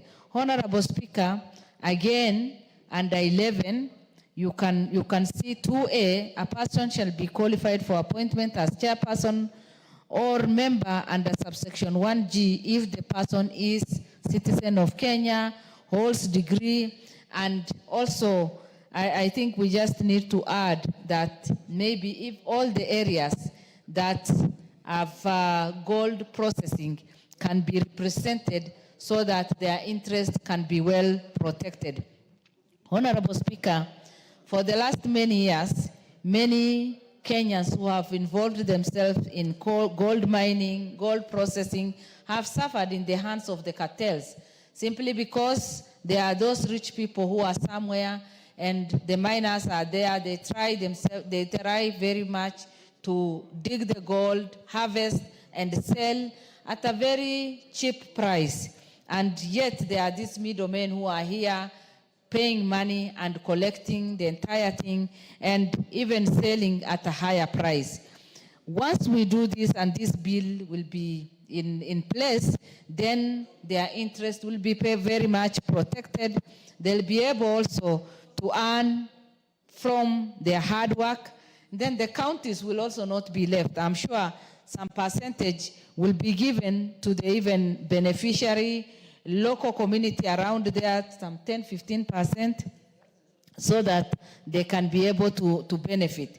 Honorable Speaker, this is a bill that needs to be done quickly, and the President needs to ascend so that Kenyans can be able to benefit from this.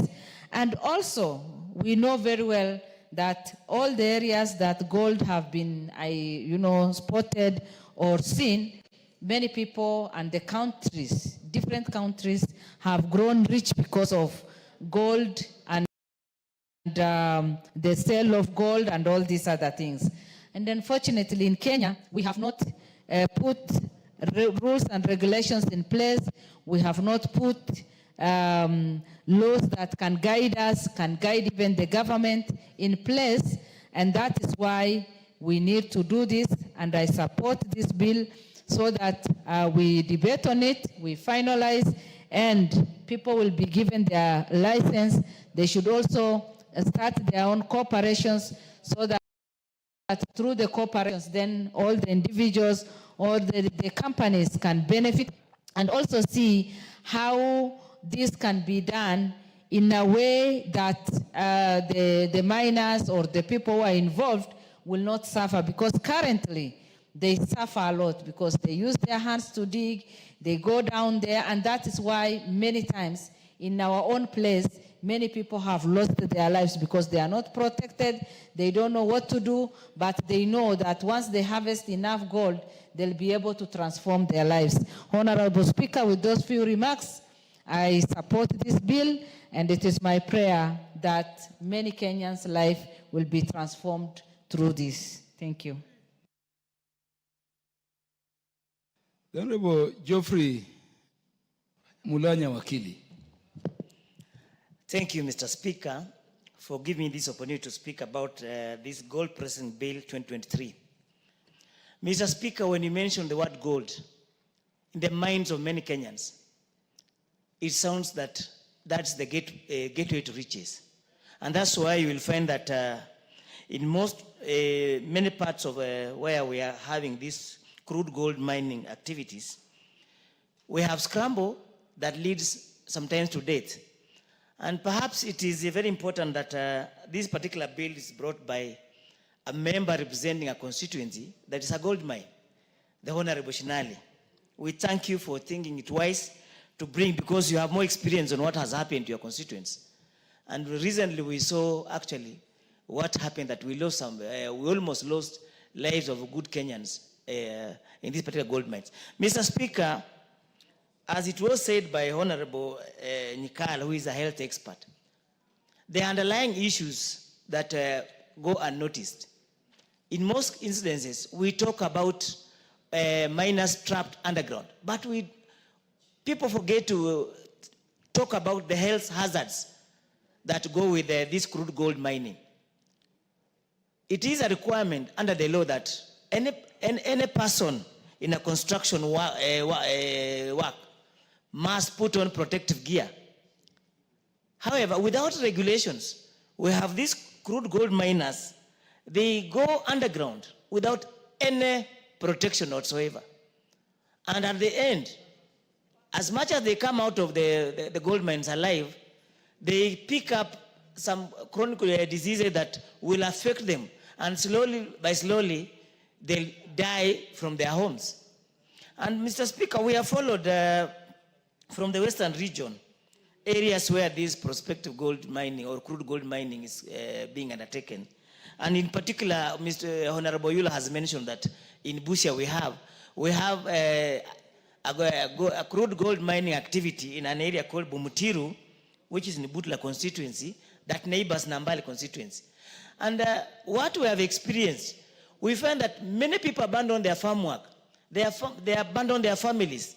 They go to prospect on gold mining. And in the end, they come back empty-handed.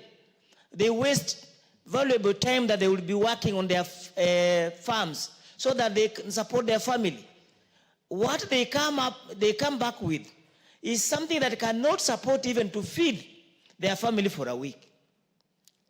That particular time, if it was to be put to proper use by working on their farm, perhaps it could be meaningful.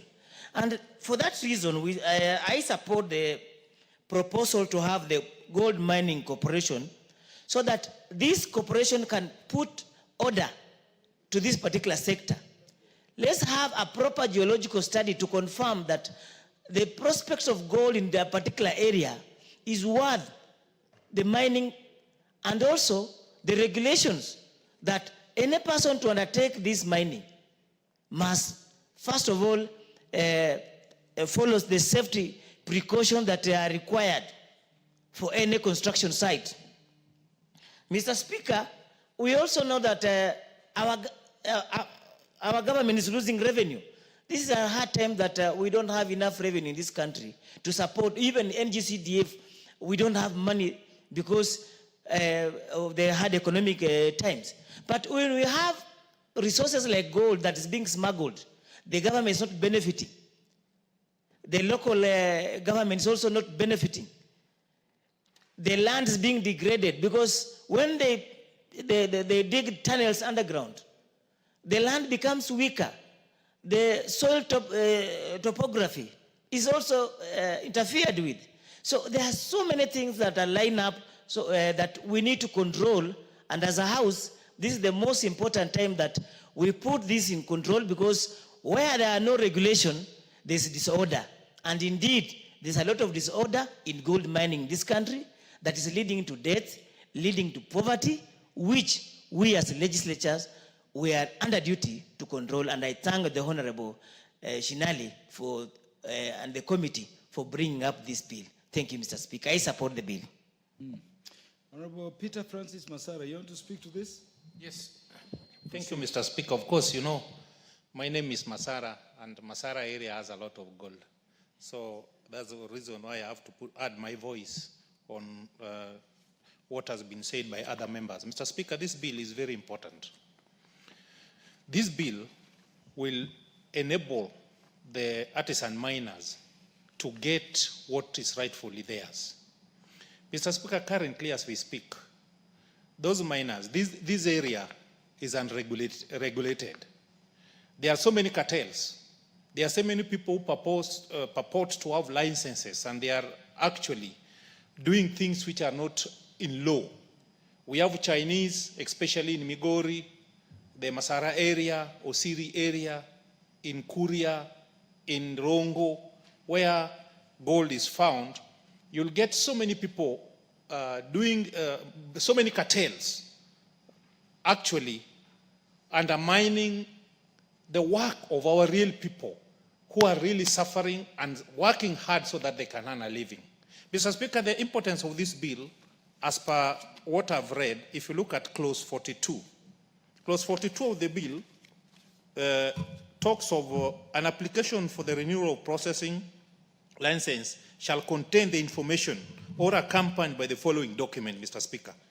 The proposed program for processing operation to be carried out during the term of renewal. 2, a plan of the area in respect on which renewal of this processing license is sought. And 3, an approved environmental impact assessment license, social heritage assessment, environmental management plan in respect of the applicant's proposal where required under this law.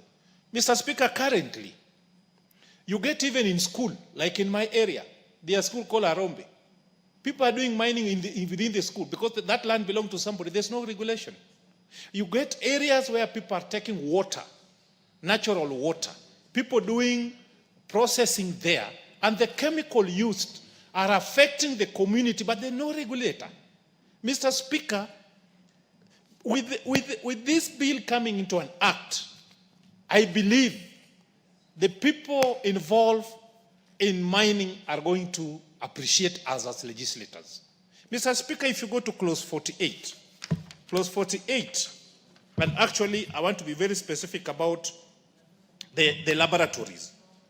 Currently, that is clause 48, 1D. Mr. Speaker, in my area, the laboratory which is being used majorly by the people doing mining is in Tanzania. So it means we are losing a lot of revenue to the Tanzanian government because people leave Migori, they go to Tanzania to take the sampling, and even the people involved, not professional, Mr. Speaker. There are people who have done this mining for a long time and they have the experience. So they come, they check the land, they do blah, blah, they talk what, and then they continue exploiting our people. Mr. Speaker, being this bill is proposing that there will be headquarters in Nairobi, but there are other offices at the county level. It means the people involved in mining, the artisan miners, will get opportunity to interact with professionals from the corporation. Mr. Speaker, by and large, as you have mentioned, gold is being done in Kenya. But in terms of revenue it's generating, currently nobody knows. Because even the issue of transporting it, the issue of standardization of the gold in Kenya today is still a mirage.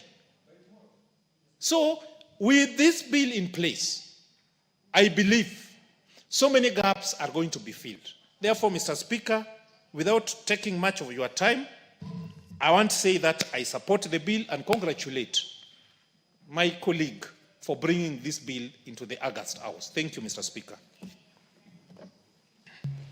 Honorable Florence Yomotia.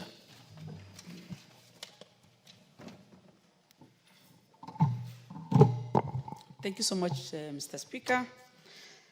I also want to add my voice to this bill and congratulate my friend and colleague, Shinali, Honorable, for such a good thought. I see the bill was brought I mean, these are 2023 bills, so it means it is a good time for us to look into it.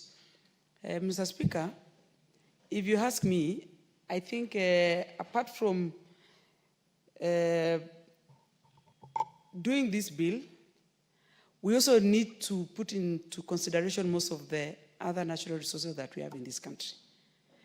In where I come from, I think we have very sporadic areas of gold that has not been fully utilized and harnessed properly. But we have other minerals.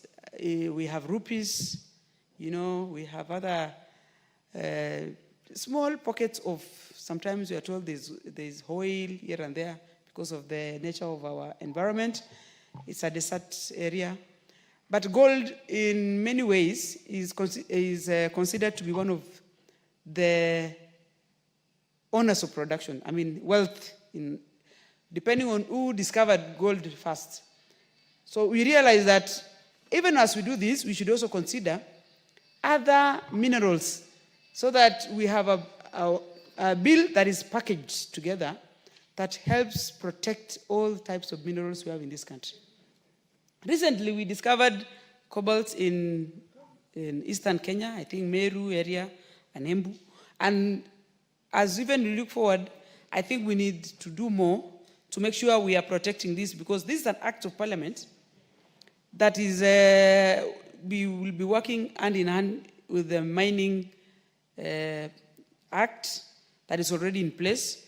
And as we do that, I would probably ask the committee, use a committee to help us do another, bring all the minerals so that we can do this thing and lock it properly for our safety and future.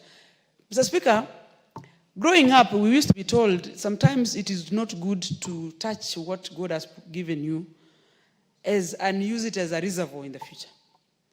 Many times when you look at these countries that have exploited minerals, it has acted as a curse or, it has brought problems. And many times it is not about the people who are actually mining and doing all this. It is the people who are beneficiaries, the cartels, the international groups that they come and bite in exploiting people. And this bill is going to help us to curb that problem. And if you look at the bill speaks for itself, that it is going to establish for the establishment and composition, functions, and management of gold processing corporation provide, and also provide for the application, cancellation, and renewal of gold processing license, and for also connecting purposes. This is, and the communities there, in terms of royalties, how many royalties should be going to the community. And this cooperation is going to be a good link for government and international. But if you look at it keenly again, Mr. Speaker, you realize this is also act as a framework, which is going to give the framework. And as it does that, it can also regulate and act as a beneficiary at the same time. If you look at clause on part of gold processing corporation, the corporation acts as number 8. Functions of the corporation shall be to collect, sample, purify, smelt, fabricate, homogenize, make it homogeneous, sample, register, refine, monitor, and transport gold or gold products. And at the same time, it says it is to facilitate international accreditation. So you cannot be almost like a beneficiary and regulator at the same time. I think that is, in my opinion, the bill should also come out very clearly, whether this is a company, because if it says it's going to be helping to transport and monitor all those kind of, act as a regulator, and it also acts as a company because it also wants to sell, help you sell. So again, it should come out very clearly that how many gold sites do we have specifically in Kenya, so that even if I am an international buyer, through the corporation, I should be directed to the the size that I want, the quantity that I want, and all that. As much as I have not gone through the bill all full, I have cited that there are areas that, as a regulator, you should also bring out in circumstances where the miners, specifically the people who are in the locality, are affected with the side effects of exposure of these minerals. What happens from there? Is the corporation going to be liable? Is it going to take care? Is it going to build and take care of these people through insurance and help them? For instance, if people die today in the gold mining sites, are they going to be given compensation through the corporation? All those things, I think, should come out very clear. But generally, if you ask me as a leader, we need to have a proper consortium on all the minerals. The government of today should be able to do proper ground truthing. Tell us, how many minerals can we find in Kenya? So that going in the future, we should be not just waking up in the morning and mining everywhere. We should be able to say, we are mining along Western this time to give a room for these other areas. Because mining, once you mine, you might not get it. It's not something that it is regenerating itself. It is wealth that once you touch it, you're most likely going to, exploit it more. And it's going to deplete. So what happens? Suppose we depleted all the minerals, like gold here, as much as we are putting in this process, what happens in the future? So we need to have it because we should probably, through the corporation, we need to have our reservoirs. We don't have to sell all the gold. We can also put it as our banks. In the banks to act as in the future, the dollar might not be there. We can also trade using it as one of a backup of survival in the future. We never know what happens at the dynamism of the world today. Otherwise, Mr. Speaker, I support, and probably if given opportunity, we can do proper amendments and make it clear to the people who are going to consume. Thank you, Mr. Speaker.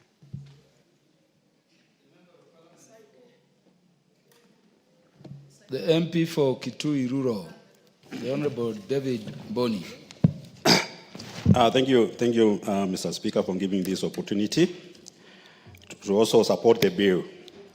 Mr. Speaker, I think this bill is very important because gold mining and most of the mining in this country have been done in Juakali way or informally. And the bill establishing is trying to establish of a gold processing corporation and also contains provision for relating to application of licenses to mine and process gold. Mr. Speaker, many of the miners who are mining these golds, they are actually poorly earn from the process of mining due to middle people. Because when they mine, most of them, they may not even know what kind of gold in terms of quality. And there are so many middlemen in this sector. Mr. Speaker, many times you hear people have been conned, people have been sold gold. And at the end of the day, you realize it's not even gold. I remember one time my uncle was sold gold. But when he went to the house, he found it was salt. So a lot of people have also lost a lot of money because of this kind of activities. The miners suffer from diseases, especially chest diseases, and of course they cannot pay for their medical bills because of the poor handling they are handling. So if the bill is going to establish a society to help them negotiate and fight for their rights, I think this bill is a very important one because they are going to hand what they deserve. But Mr. Speaker, following what other members have said, all minerals in this country should be processed in the country. I remember, for example, gold is sold in raw form. Anybody who knows titanium which is being mined in Kilifi. No, not Kilifi, in Kwale. The titanium,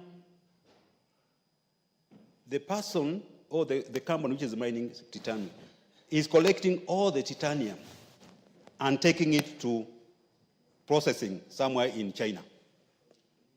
And you know, titanium is a very valuable mineral because it's used in making watches, which we have. It's also used in making some parts of aircrafts. And these are very valuable products. So if we are processing the minerals here ourselves, one, we are going to create jobs. Two, we are going to get income. Three, we are going to have economic growth in the country. So as we embark on this bill, we also need to think about processing other products, other minerals in this country, so that Kenyans can earn what is due to us. Mr. Speaker, government should also embark on mining other minerals. Kitui County is the third potentially rich county in this country because we have limestone, plenty of it.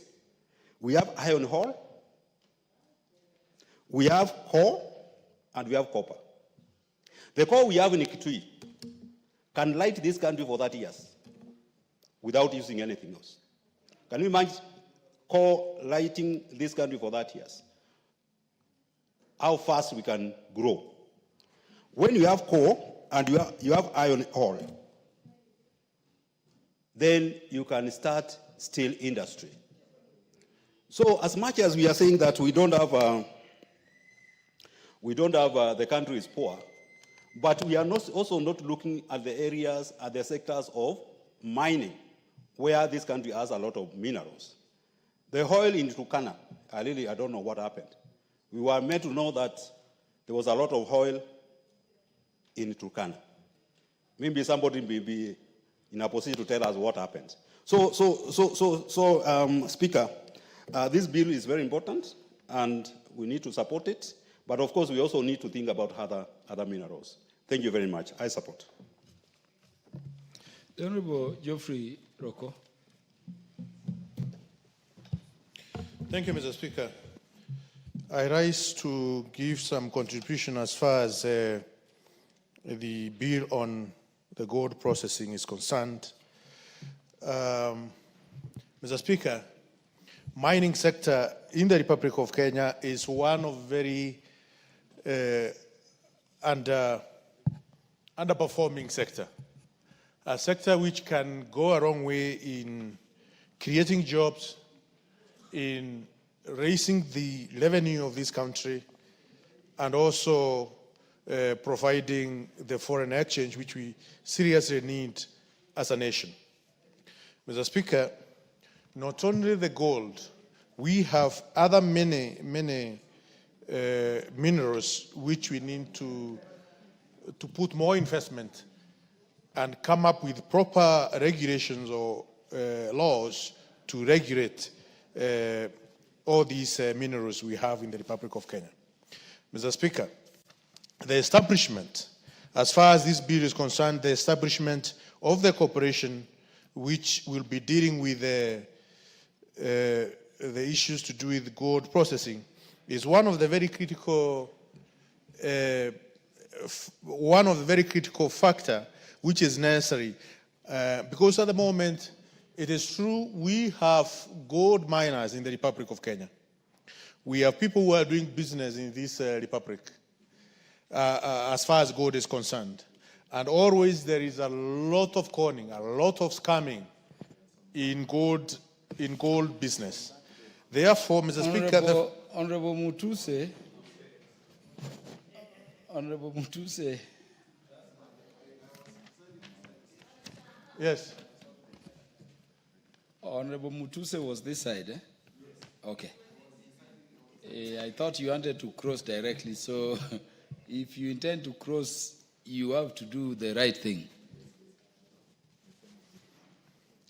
Mr. Speaker, I was saying the establishment of the corporation to regulate the gold business, the gold processing, is very important because, as you know, gold business is an international trade, and the international standards should be facilitated in the most appropriate way. Licenses, appropriate licenses, should be given and verified. Verification of some of these licenses are critical. You will find that there are areas in Africa where gold is plenty, but the consequences are dire in terms of that gold can be war gold or black gold. Many people may have lost their lives in the process of mining gold, and selling it may be facilitating that kind of trade for war and even armed dealings.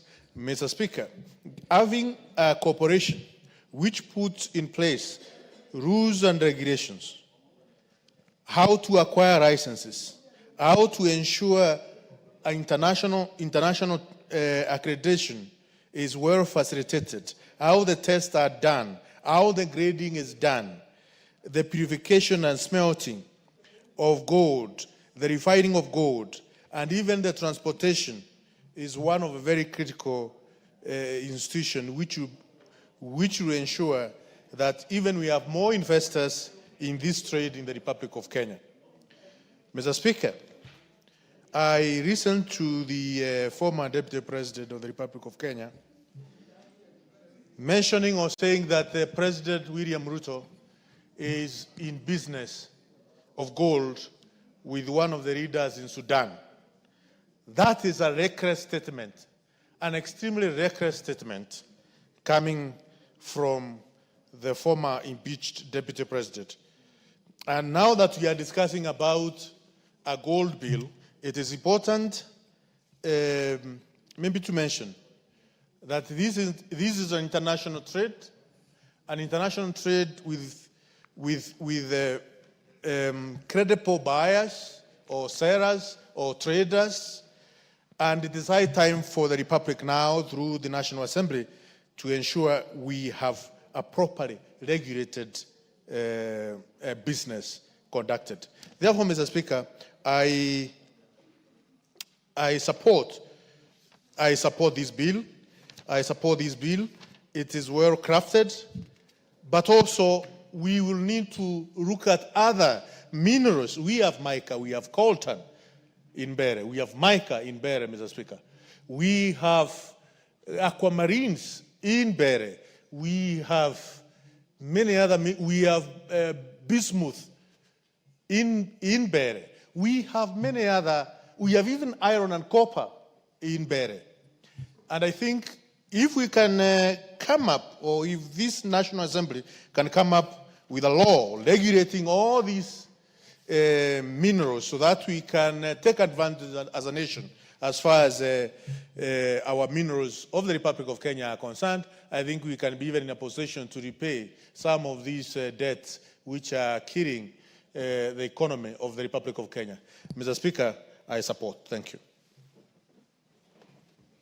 The Honorable John Waluki.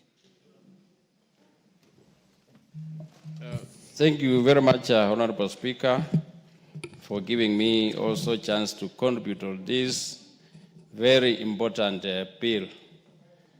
The gold processing bill, which is very important, Honorable Speaker, to this country. If our government can seriously take measures to make sure that this bill has succeeded, I urge the House, Honorable Speaker, to pass this bill. Honorable Speaker, I've raised to support this bill because the MP, and also thank the MP for Ikolomani, Honorable Shinali, for bringing it up. It is due on time, Honorable Speaker, because our country needs to grow economically. This bill can grow the economy of this country, Honorable Speaker, and I'm happy always to say, I'm a proud Kenyan, to say that our country has a lot of minerals, natural minerals like oil. Honorable Speaker, I used to be in the military myself, and we used to keep peace for the visitors to do survey for oil in this country, Honorable Speaker.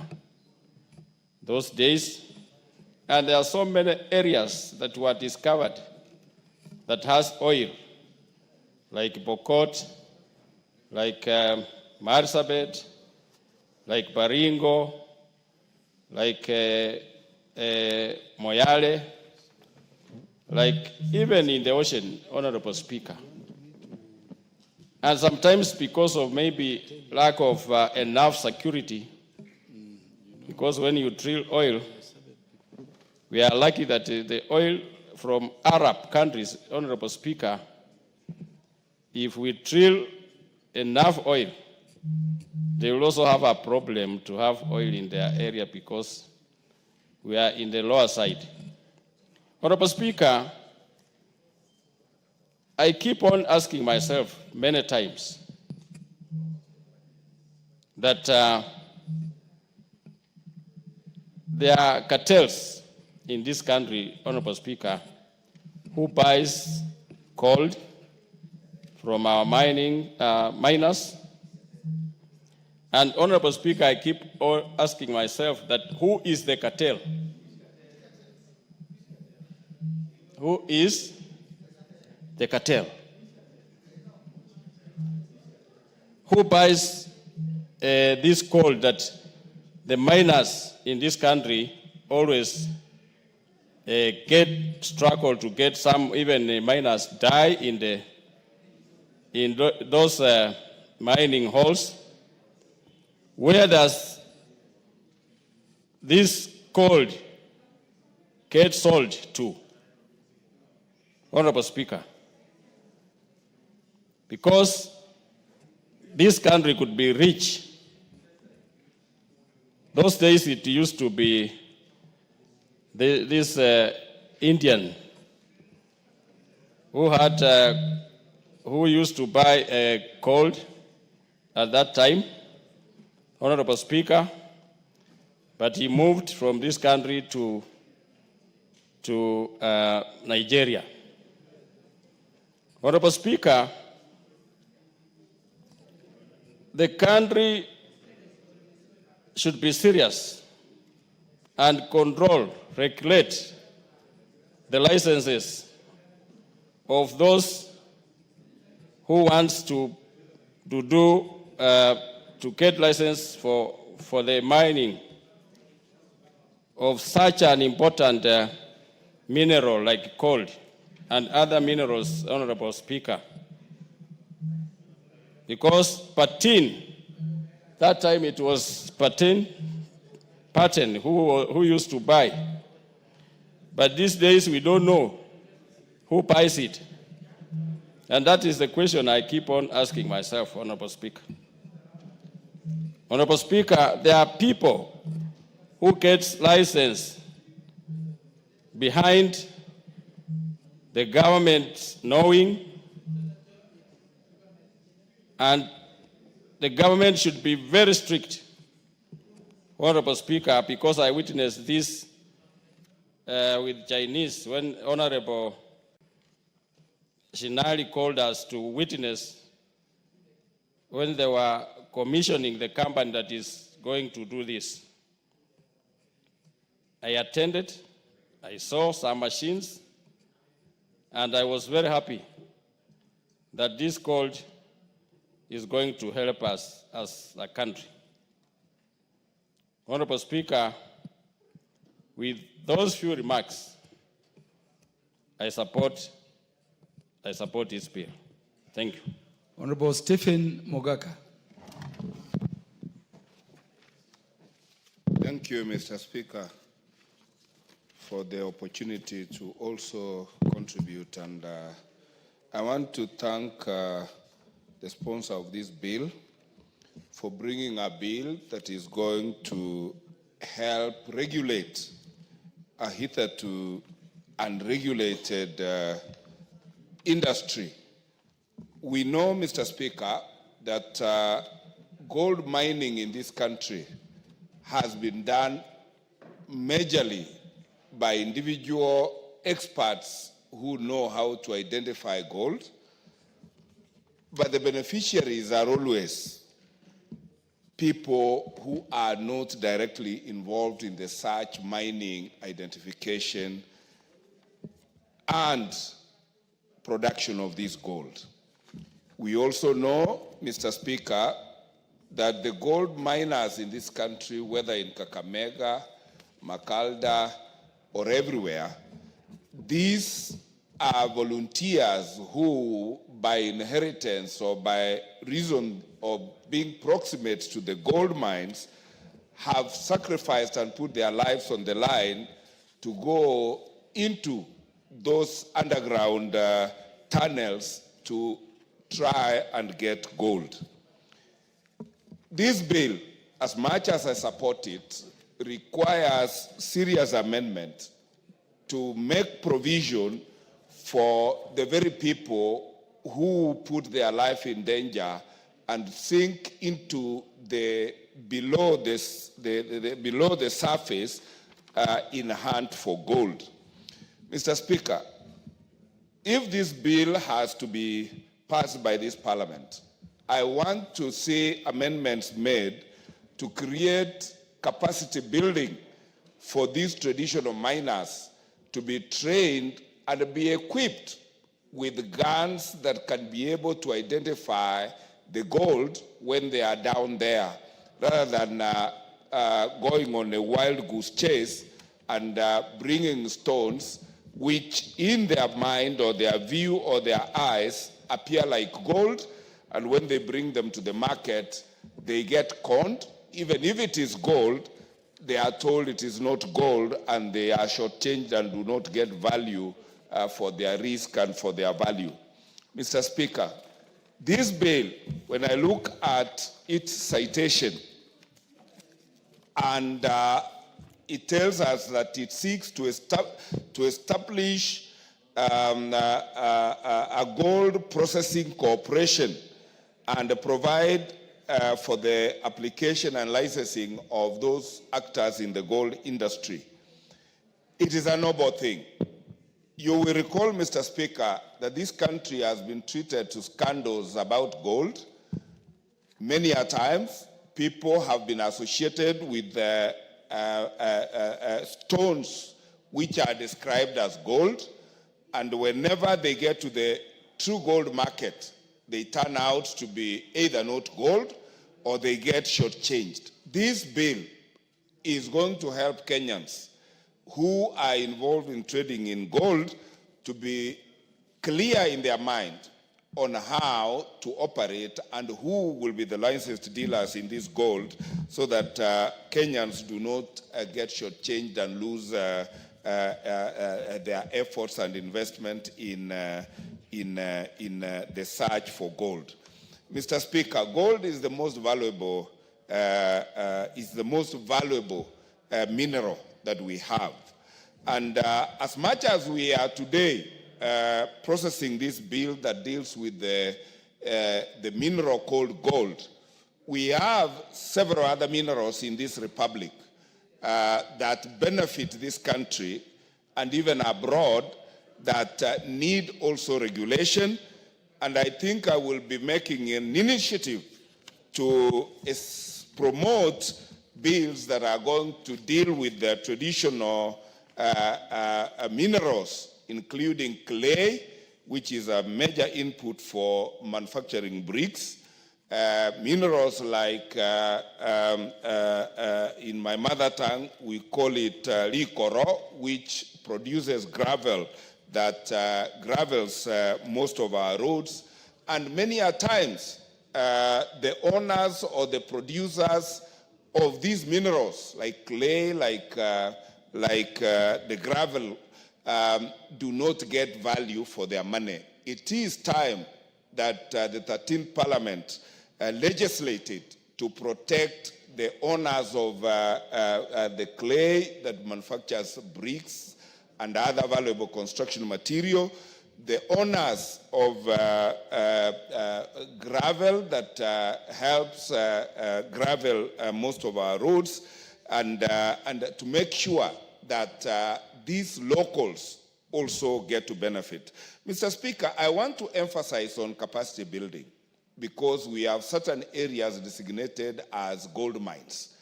I don't know for what reason. Unless we capacitate our people to be able to identify gold or to identify various other minerals which may be lying unidentified and discovered in this republic, and which, if exploited, would expand our GDP, then we will not be putting this country on a competitive platform in the international market. Because gold is traded in the international market, it helps create our national reserves, particularly in the banking sector, and it is important that other minerals that help manufacture cement, that help manufacture steel, all these minerals need to be mainstreamed, and it is up to this legislature to come up with bills such as the gold bill that we are dealing with today, to make sure that every particular mineral in this republic is covered by legislation that ensures that not only us or the people who originate from that mineral deposit get value for their money, but the Republic of Kenya gets value for money. And with those remarks, Mr. Speaker, and on behalf of the people of West Mugrango constituency to whom I'm indebted, I support this particular bill. Thank you for the permission to speak. Chairperson, Departmental Committee on Education and Research, the Honorable Julius Meli. Thank you, Honorable Speaker. Honorable Speaker, I stand to support this bill and thank Honorable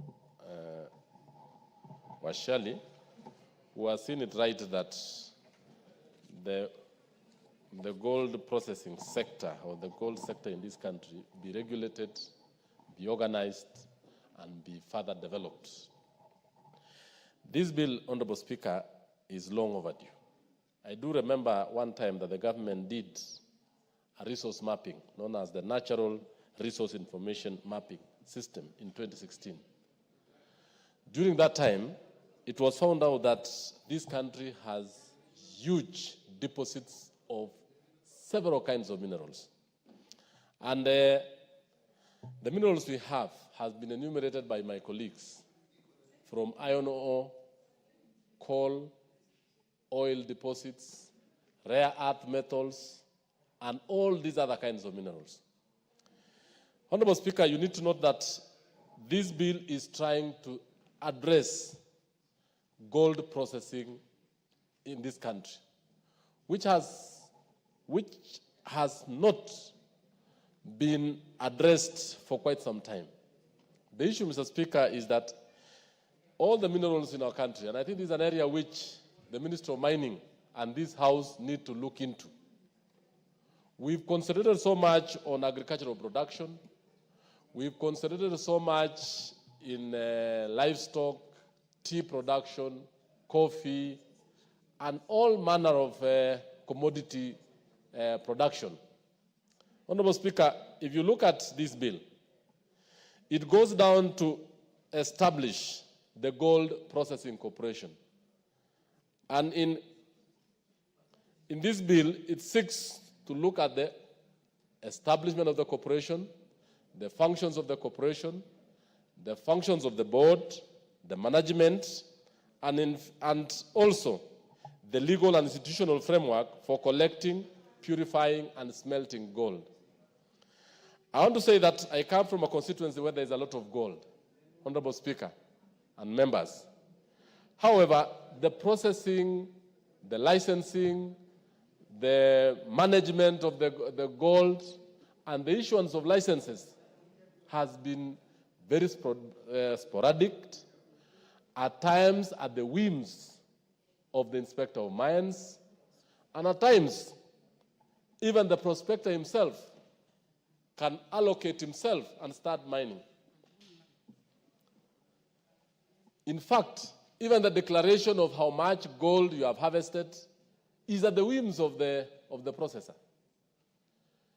By having this particular bill here, Mr. Speaker, is actually to regulate the sector, and it is going to give this country more foreign earnings than any other sector in the country. Most of this, the legal framework that we are developing here will actually go ahead to really make the gold processing, the gold sector, be a real earner for our country.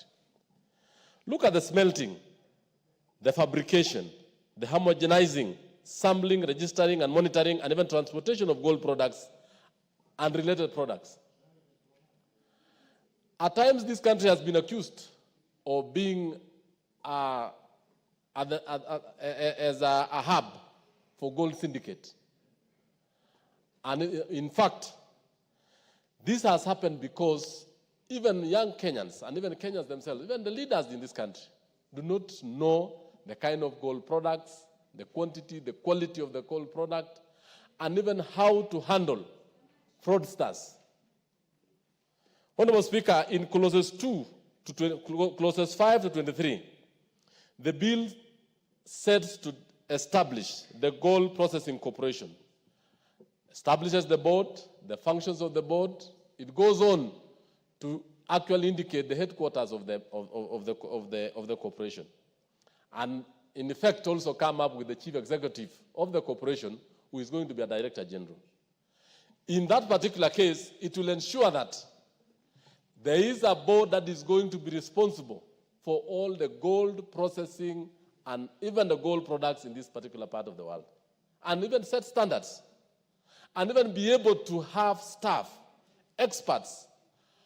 In fact, it has been known that most of the gold processing in this country, like in Tinderet, and even Migori, and even in Ikolomani, where my colleague comes from, are very rudimentary,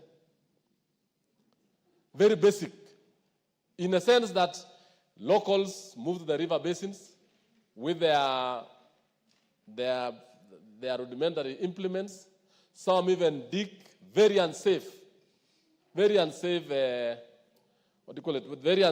mines. And at times the mines collapses and kills a number of them. It is time now we regulate this and set standards.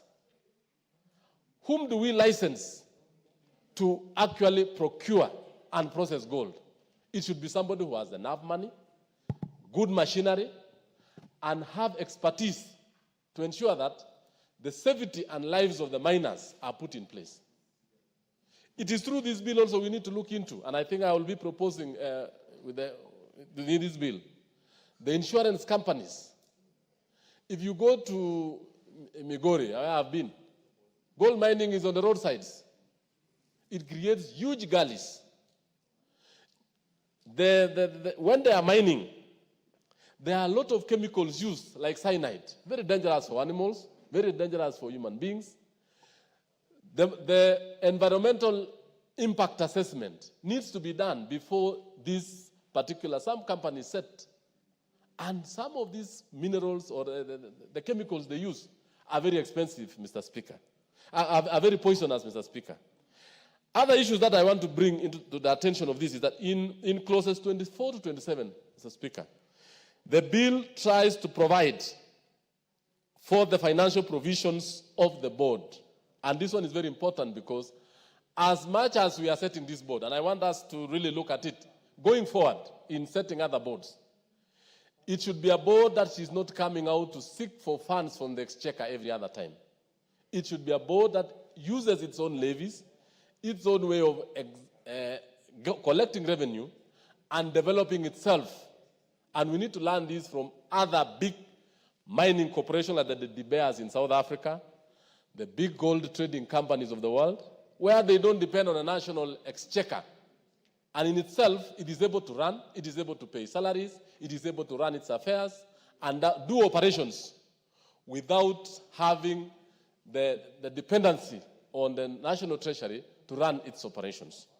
Honorable Speaker, I want also to say that in clauses 28 to 42, the bill provides for the applications of the license, restriction in respect to processing, and consideration of applications. Honorable Speaker, I just said in my introductory remarks, but prospectors in this country, if you go to areas, several areas of this country, foreigners have just walked in at times, colluded with some people in the provincial administration, set up illegal mining, and robbed this country of a lot of wealth. The rare earth metals maybe in Garissa, some in Taita Taveta, in many parts of this country. This is the time to really make sure that any form of prospecting, any form of licensing, any form of trying to establish a mineral processing plant, it has to be very clear on how you are establishing them, how you are running them, how you are making sure that we have a benefit for our country. Honorable Speaker, I also say that in the other issues on record keeping and even declaring the results, in the Mining Act, Mr. Speaker, most of the time, declaration of the proceeds has been left to the processor. The processor can under-declare, and at times, at the expense of the resources of this country. So I want to say that I shall be proposing a number of amendments to this bill, and on those particular areas, I want us to say this, that this bill is very important. This bill is going to really assist us to run the gold processing. But in the same breath, Honorable Speaker, we need to develop other bills that processes or even gives establishment functions or running of other minerals, even oil and others. Thank you, Honorable Speaker, and I support. The Honorable George Gitonga Murugara.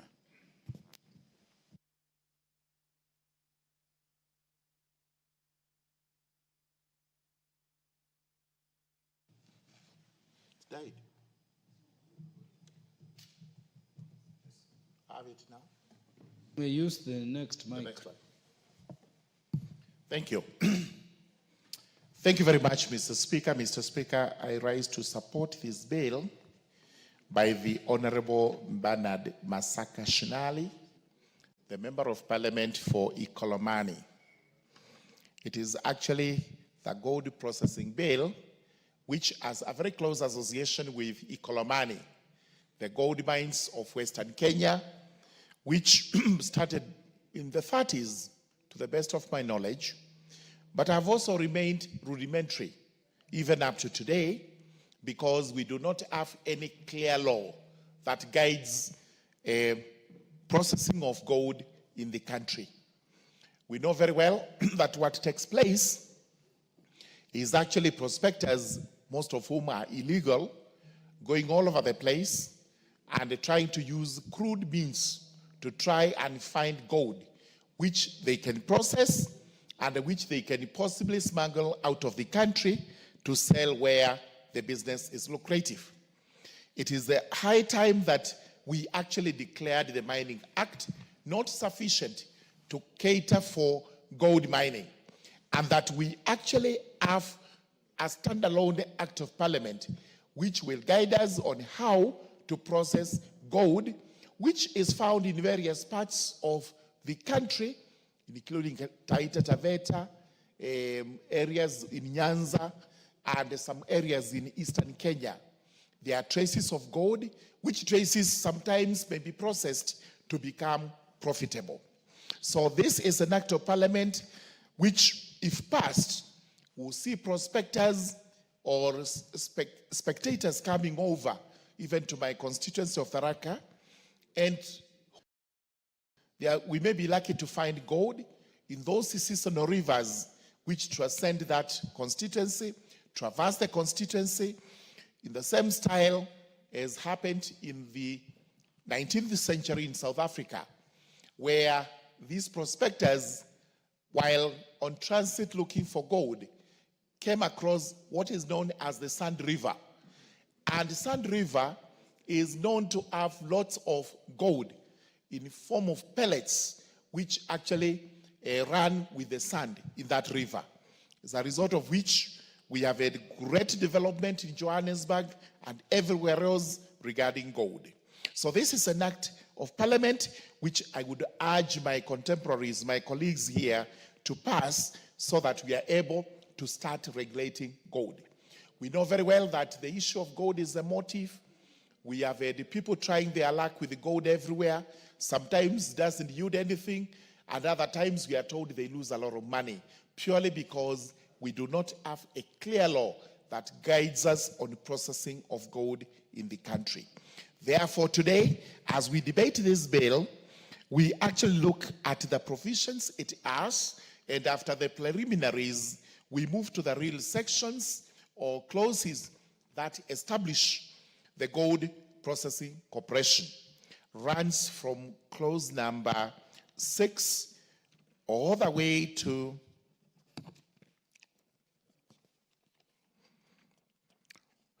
clause number 20, clause number 24. This is very important because we begin by establishing an entity, a legal entity, known as the Gold Processing Corporation, which will be a corporate entity with its own seal, capable of suing and being sued, and doing all other things that appertain to corporates, including borrowing money and lending money if that becomes possible. But let's look at clause 8. Now, clause 7, which says the headquarters of the corporation shall be in Nairobi. Good enough, although we should have made a provision that the corporation will have offices possibly or minimum in the counties, so that every county has an office where we can start at looking at prospects of mining and processing gold. The functions of the corporation are set out in clause number 8, and these are very elaborate on what the corporation can do, including it will actually collect, sample, purify, smelt, fabricate, and do all other things that appertain to gold mining and processing. All the way from clause A to clause J, it is functions of the corporation. And from there we find that the corporation will actually be run by a board. And this is provided for in clause 11. And the board will have a chairperson appointed by the president and other members, some of whom are supposed to be experts in gold mining, exploration, smelting, and processing. The functions of the board are given, the qualifications of the persons to sit in the board. This is very important, although we shall be looking at this with a tooth comb as we go to the committee of the whole house for the third reading of this bill to see whether there are any areas which we need to make better than the monies it can either get from this house, and we will be urging the house to make allocations to the corporation and the board. It can also borrow, it can also obtain the money from grants and any other forms of revenue raising. That will be, this is very important because we have said previously what happens in this country is that everybody becomes a gold miner, a speculator, and you just go on, and if you're lucky to get any quantity, then you can sell either to the third parties who are brokers, or you are able to smuggle it out of the country where you can get better prices. This time now you need to be licensed. We don't have to see everybody walking all over trying to entice innocent persons into speculating for gold, and where it is discovered, it does not disclose what it is, but it takes it away. Then once a license is issued, it has to be used in accordance with the provisions of this act, and anybody who contravenes provisions of that license commits an offense, and is liable to punishment. Then towards the end of it, we have made a provision for regulations. Again, extremely important that we actually make regulations which will guide us on how to process and deal with gold. It's always important to remind the House that regulations are actually the flesh in any law. An act of parliament is going to be the bones, while the flesh are the regulations, and these are very important, especially when they are supposed to be subjected to public participation, so that Kenyans are able to know that on top of having the Gold Processing Act in place, we will now have regulations made thereunder by the Cabinet Secretary, but with the approval of this House. Then as we conclude, we have the penalties in respect of any person who commits an offense. We will be looking at this penalty because it only provides for breaches of the areas to be punished, so that whoever contravenes any provision of this particular act is guilty of an offense and would be on a conviction liable to a certain fine or some term of prison in default or to both. Important as we conclude is we are making amendments to the Mining Act because we are governed by Mining Act when it comes to speculation. It's a very weak act of parliament. This is the reason why people move out there, exploit the loopholes, and they are able to get away with our minerals at poultry prices. So we repeal that and exempt gold such that gold will now be regulated by this particular act of parliament. It's a very important act of parliament, and therefore I urge my colleagues to pass this. We will look at it. If there is need to amend, we will effect the amendments at the committee of the whole House. I beg to support. Honorable Mary Emasi. Thank you, Honorable Speaker, for this opportunity to contribute to this very important bill. Honorable Speaker, regulations are very important and crucial to the administration of mining activities in any nation. Honorable Speaker, this bill comes in to solve some of the challenges in the mining sector, not just gold, but generally mining at large. There are numerous reported and unreported cases of gold being smuggled in and outside of this country, of illegal dealings in both extraction, sale, transportation, and therefore this must be addressed. And therefore I want to thank my colleague, Honorable Shinali, for bringing forth this bill. And from the onset, I want to say that I support. Honorable Speaker, my contribution goes to part 2 of the bill. I think that is the most important part of this bill, because that's the part that is going to bring order in this sector. The formation of a corporation to be known as the Gold Processing Corporation and its functions. Honorable Speaker, the corporation is given roles by this bill to be able to collect, sample, purify, smell, fabricate, homogenize, sample, register, refine in the trading of gold, in both the prospecting and trading and all that. Also, this bill, among other functions, seeks to ensure that there is compliance of national standards with international standards. It also seeks to facilitate international accreditation, registration and licensing, among other functions. So for me, this is very critical and this is very important. And also when I look at the other, should be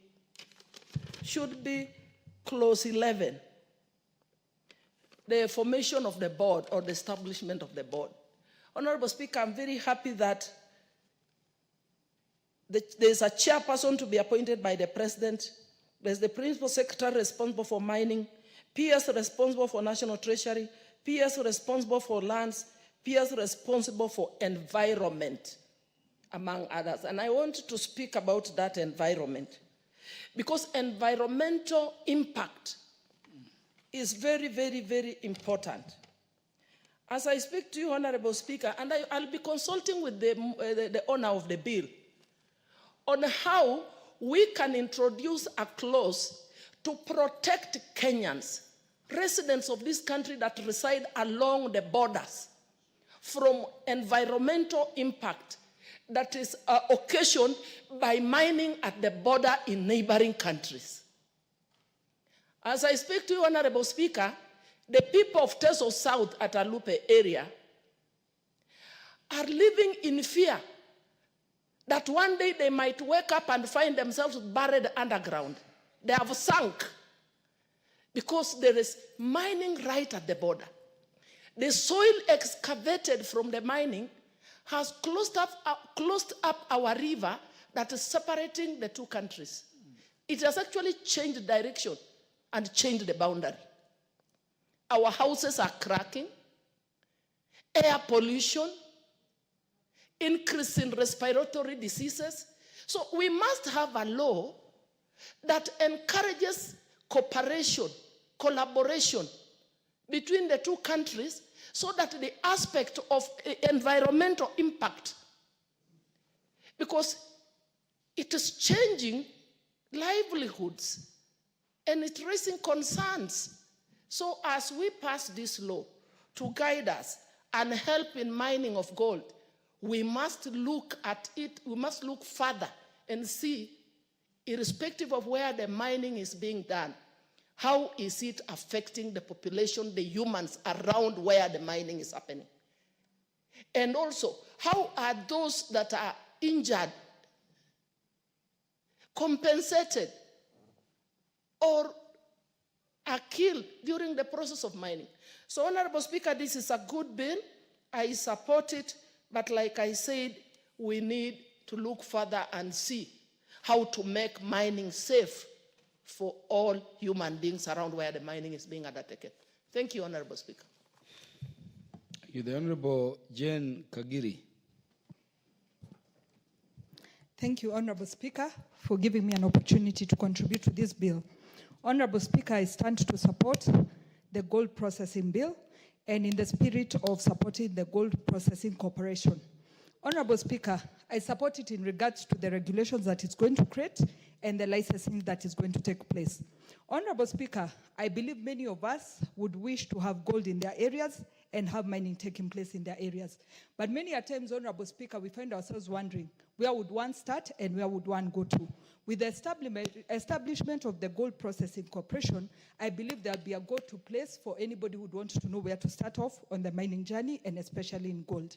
The second thing, Honorable Speaker, in terms of regulations, I believe the corporation would ensure that for anybody it allows and gives a license, it is somebody who is going to ensure that they protect the workers from hazardous situations and ensure their safety and health as they undertake the mining. Thirdly, Honorable Speaker, in the mining industry, we require a support network. And I believe the corporation is going to offer that, because when we have a one-stop shop in regards to gold, I believe anybody would have anywhere seeking for a market or even looking for a place to try and excavate gold, they would have a reference point to start from the corporation. Fourthly, Honorable Speaker, I believe there should be economic benefits for the locals in the particular area where the gold is being mined, as well as the people excavating that gold. Honorable Speaker, I believe the corporation, in the spirit of licensing, will ensure whoever receives a license is somebody who is going to ensure the economic benefits of that particular gold in the area trickles down to the community and everybody feels benefited from the gold in that area. Honorable Speaker, my fifth point will be, with the creation of a gold processing corporation, it's also going to ensure that we preserve our heritage. Honorable Speaker, I know we have gold from Taita Taveta, we have gold from Migori, but as all these gold traverses and gets processed around the world, there is nowhere we hear this gold is from Kenya. So I believe with the corporation, they are going to ensure that our heritage is protected and the world is made aware that this gold is particularly from Kenya. Honorable Speaker, I would also want to add that environment advocacy would be very important, because as we've seen, there are many times where minerals are excavated and pits are left wide open. Left open where water stagnates, this becomes a health hazard to the community. Mosquitoes get a breeding place where our children get sick. They cannot play in those areas.